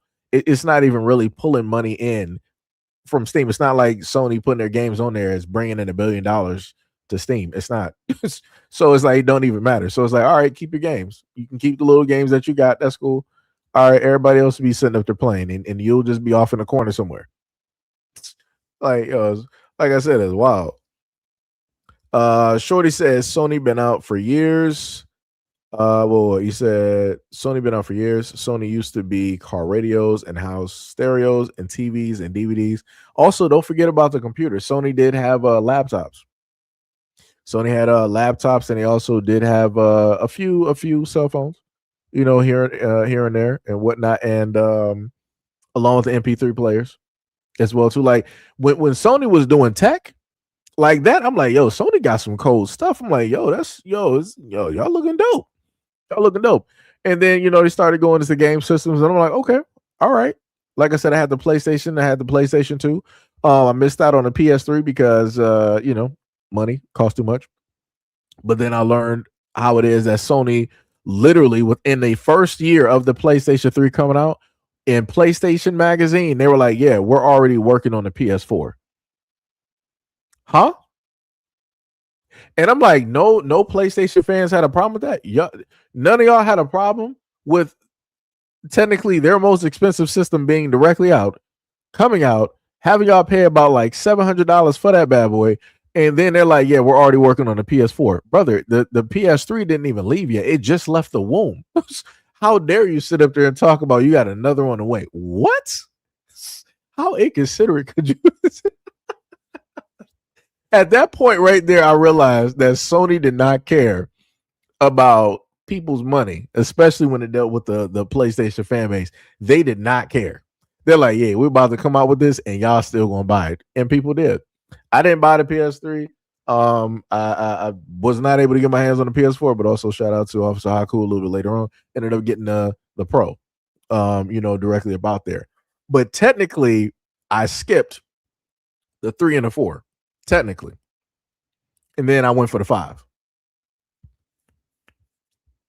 Like I said, it's crazy. It is diabolical. Shorty McGriff said, okay, yeah. Third Eye said, I think I see the video. I think. D Money said, I still have my PS3. PS3, I put it to you like this though. PS3 is legendary in a sense of what people were able to do homebrew wise, and the stuff that you can put directly on there. Now, again, the problem that I have directly with Sony is the fact that Sony was like, oh, you pay for our system, that's great, but now you're trying to use the system in which that we didn't want you to use it, and then you're unlocking stuff that we didn't want you to unlock. That's a no-no. So we're going to release an update to stop that and or brick your console. And I'm like, so Sony users didn't have a problem with that? I'm like, they were literally attacking and trying to stop you from being able to customize your own system because they didn't like what it was that you were doing. And I'm like, brother, this is why when I look at these prices when it deals with the PS5 Pro, this is why I don't got nothing to say no more. Because I'm like, all the way back during the PS3, Sony was basically showing people the type of time that they were on. And then, the craziest part about this is back during the Xbox One days, right? Folks were clowning Microsoft. I mean, and rightfully so during that time, but people were clowning Microsoft because of the whole DRM thing, which basically meant that you were going to have like this always on feature in order to play your games, in order to get access to your library. It was going to be these online checks that would basically happen because they were going to implement something where you're going to be able to share your library with friends, right? So if your friends were a part of however the profile is, let's say like Steam, right? You add somebody to a family plan. You got like a list of like 5 or maybe 10 people, and you add them directly to this family plan. Those people will be able to have full access to your library, right? I'm not sure if they would make it time limited or how it worked, but they would have access to your library. So basically, if you're the type of person like me, where you're going to pay full price directly for a game, and maybe your friends are hesitant and they're like, I'm not sure if I want to pay for this game, they could go to your library, basically play that game for free without charge, as long as they are part of your family plan. So even with that being listed there, people are like, oh my God, they're always they're going to do these checks. And what if I'm out there in the woods underneath a rock in a cave like Tony Stark trying to play off of some dollar store Wi-Fi hooked up to a UFO satellite on the side of Mars, blinking off of a radar on the moon back to my Xbox? How am I going to sit up there and do these checks and download whatever it is that they need to sit up there and download and da. People are making up all of these ridiculous things to say that they disagree with the online checks. But people forget, because I remember before Xbox decided that they were going to announce this directly to the world, if people go back and look, Sony also had the same thing that they were going to implement directly on their PlayStation device. They were going to have those online checks.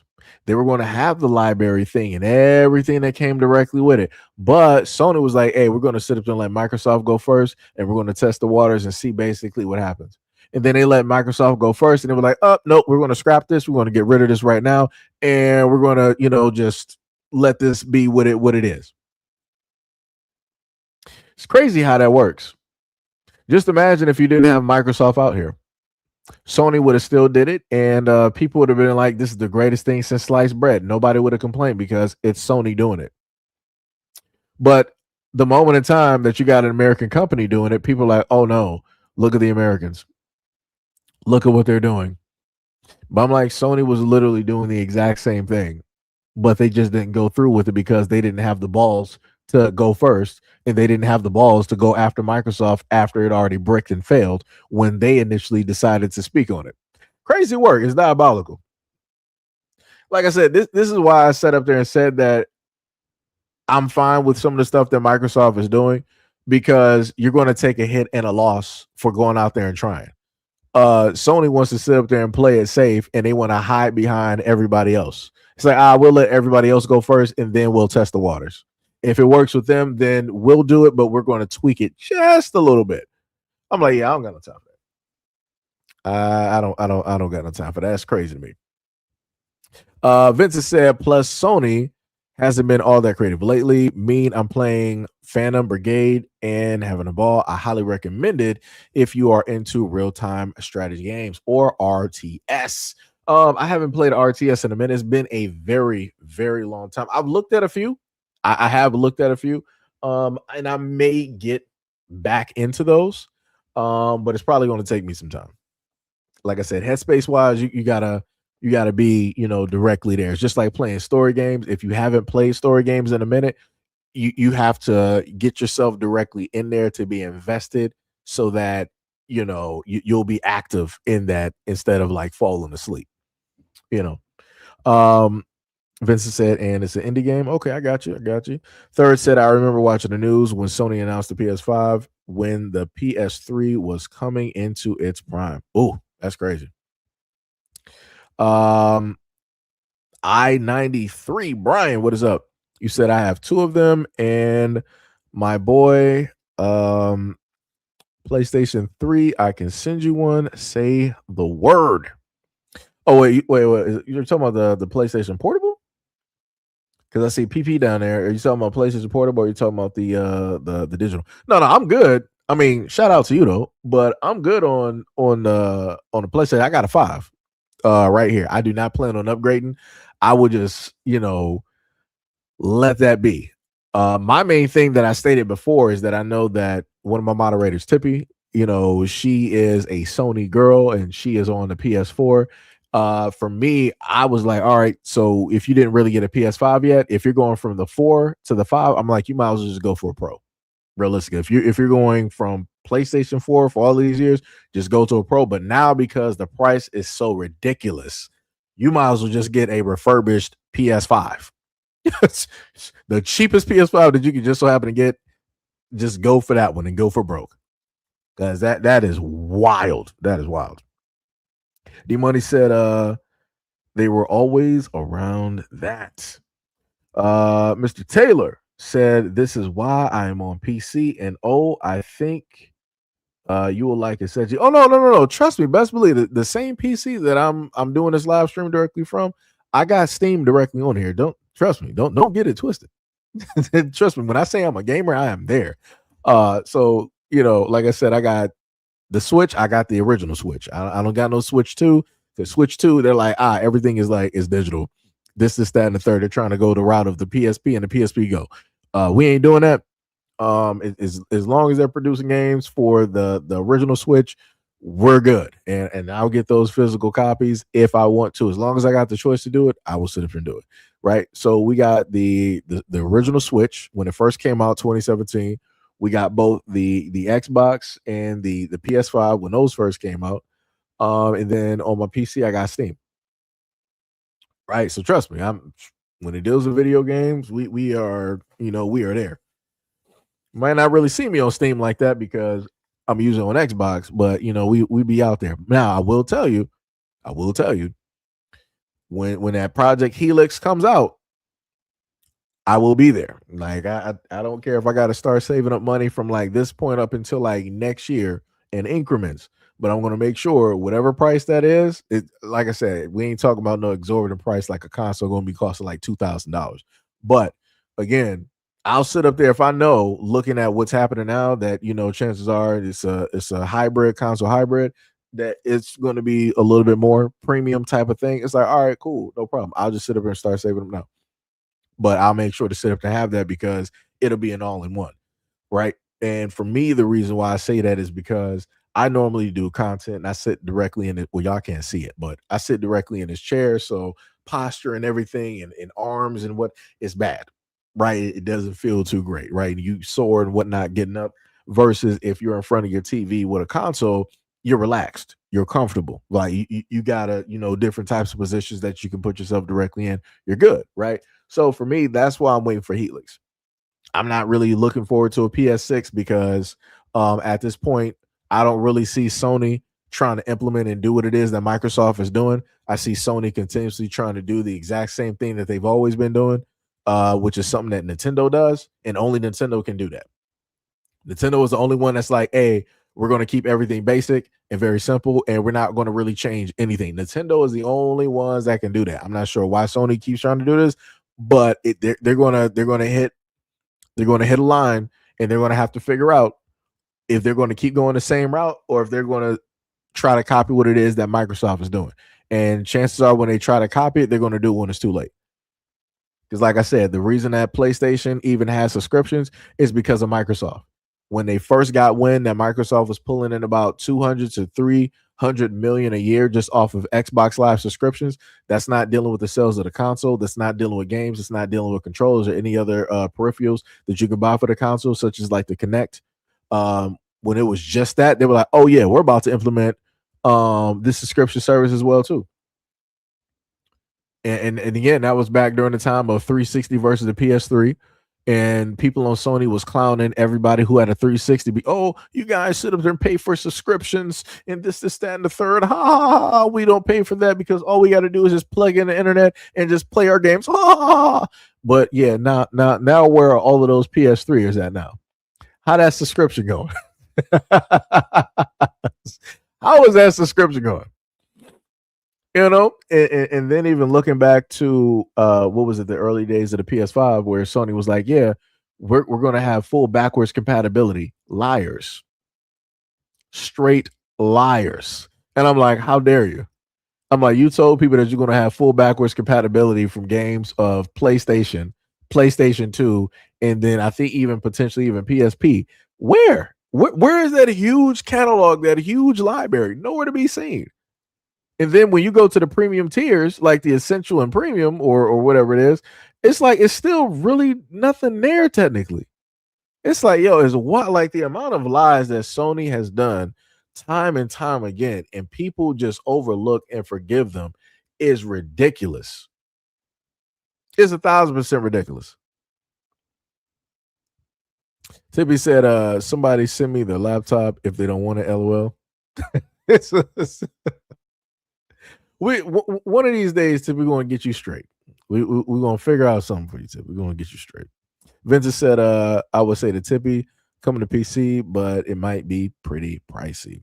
Third said, I'm going to hold on to my disc version of my PS5 as long as I can. Yeah, that's probably going to be worth a lot of money. This man, Hack, of course. Hack, shout out for the $2 donut. This man was like, I believe in PC supremacy. This man out here. Let me tell you something. Like I said, PC is cool. PC is cool, but I've always loved console. And again, I just want to preface this by saying that again, the very first part of my life, I started off on PC. I just want that to be known. I started off on PC, and I started off on that original 5-battery Game Boy.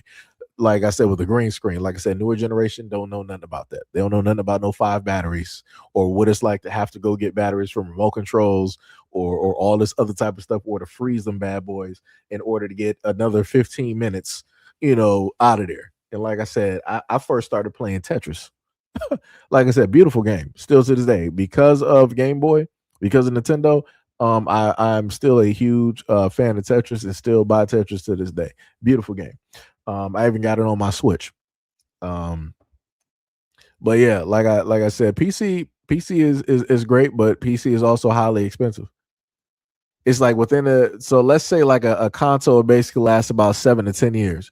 Within 7 to 10 years dealing with a PC, you're going to be upgrading your PC multiple times. Every single year, they come up with a better graphics card just by itself. And then they come up with a better form of RAM. And then they come up with a better motherboard. Like maybe the motherboard now, instead of it being Wi-Fi 5, it's now 6 or 7. So now that's even more money added directly, onto that. On top of, depending on the make and the model of the motherboard, you got to buy certain specific parts because certain boards require certain things versus, other things. Right. And then, everything else that basically comes with it and yada, yada, yada, and, all that type of good stuff. Tibby said, somebody sent me their laptop. They don't want it. Tibby sitting up here laughing. Vincent said, same here. PC Master Race. Hack said, just talking ish, no disrespect. D Money said, PC is part of the rainbow community as well. Tibby said, I was born with a controller out the womb. I can't play The Sims using PC. Actually, you can, Tibby. You can trust it. Now, Tibby, because I know you ain't really been on Steam and stuff like that. You can play controllers. Like your PlayStation controller, you can hook it up to Steam and you can play it. Most games on Steam have controller accessibility directly to it. Or even if they don't, you can maybe find mods, directly for it. Tibby said, what's up, Hack? Vincent said, yeah. Yeah, but like I said before, it's crazy out here. It is it's 100% crazy. I need Sony to do something to figure some stuff out. They need to do something. They need to figure some stuff out. Like I said before, shout out to those who are purely Sony loyalists and they just stick with Sony. They ride or die Sony, and that's what they're gonna stick directly with. Shout out to y'all. I was there at one point, like I said, PlayStation and then PlayStation 2. And then they threw me off when they dealt with the PS3. After that article, I was like, yeah, I'm not even going to try to, save up money to get a PS3. I'm like, yeah, I can't do that. The same way that Sony did that is the same way that they did Destiny. And I'm like, I haven't played Destiny in years. Like I had to drop that game. I'm like, the amount of disrespect that Destiny players been suffering. I'm like, yeah, nah. And especially since Sony has had that game, yeah, nah. Mm-mm. Even before, like, Sony had that game for a minute because Sony was the whole reason that Xbox got the content late. It was like a year later. I'm like, nobody wants to sit up there and play this map and there's a little bit of content with these skins or whatever it is like a year later. I'm like, y'all doing some clown stuff right now. I'm like, that's crazy. I'm like, this one little strike, we gotta wait like 6 months to a year. What? Like I said, no, we don't got no time for that. That's why I know it's going to be real tough when they deal with a lot of fighting games, especially if Sony is the main one that got them. Oh boy, I can only imagine how those characters will be showing up. It's like Sony exclusive, like how they try to do Marvel Avengers. Sony exclusive. We got Spider-Man, guys. Spider-Man, yay! Come over here and play Marvel Avengers on PlayStation. This is the only place that you can play with Spider-Man. Sony literally tried that and they failed. They bombed. They 100% bombed directly on that. They really tried to make it a big deal that they have Spider-Man directly over there. Yeah, just because you got Tom Holland and Spider-Man doesn't mean that everybody is such a huge Spider-Man fan that they're going to be playing that directly on PlayStation. Yeah, that whole thing died that they orchestrated along with Marvel Avengers. Good job, Sony. Shout out to you. Sony Master Race. Timmy says Sony becoming an abusive spouse pimp. Oh, that's crazy. Vincent said, is PC a part of the Rainbow community? Then yes. Yes. Vincent said, oh, is anyone play Marathon? No, Marathon is dope. I was supposed to buy it. And, I'm playing Crimson Desert right now. So it'll be like that. Third said, I still have my PS3, but in need to be repaired. I just haven't taken it to a third-party repair shop. Pillow says Sony is tripping. Let's vote with our wallets, guys, and let's show them we ain't buying it. That's bars. But want to sit up in the state. Much love, respect, and appreciation. And shout out to all of the folks here. It's been close to about 3 hours. Pretty good live stream so far during this whole portion. It is currently 4:09, so y'all got the whole rest of your Monday to go have some fun because I know I'm about to order some food and play some Crimson Desert that I've been needing to play for a long time. Shout out to my mods for doing the Lord's work every single day. Shout out to the regulars, as D Money would normally say. Shout out to those who are part of the membership and those who are part of the patron as well. Shout out to anybody who threw, any type of donations directly into the comment section and anything of the sort. And as I always say, I will catch you guys in the next video and or live stream. And I will have a video uploaded directly for you guys. I think I got it somewhere in the background. I just gotta finish it directly up. Yeah, I can just export it. So yeah, I'll have that up for you guys in a minute, probably around like 5 or something like that. Vincent said, bro, I'm going to sum up Marathon by comparing it to Arc Raiders. Arc Raiders is for chill people. You play Marathon when you want to be a terrorist. That's facts. Because I played as a rook in a beta, and I loved just attacking teams. I did. Tippy said, new games. Tippy says, Sony, I don't care what you got to do. Either sell that butt or sell news on OnlyFans. You better get my money. That's facts. Oh, Tippy is hilarious. Let me tell y'all something. Tippy said, read it out loud. I did read it, Tippy. I did. But anyways, love y'all, and I will catch you guys in the next video and or live stream. Peace out.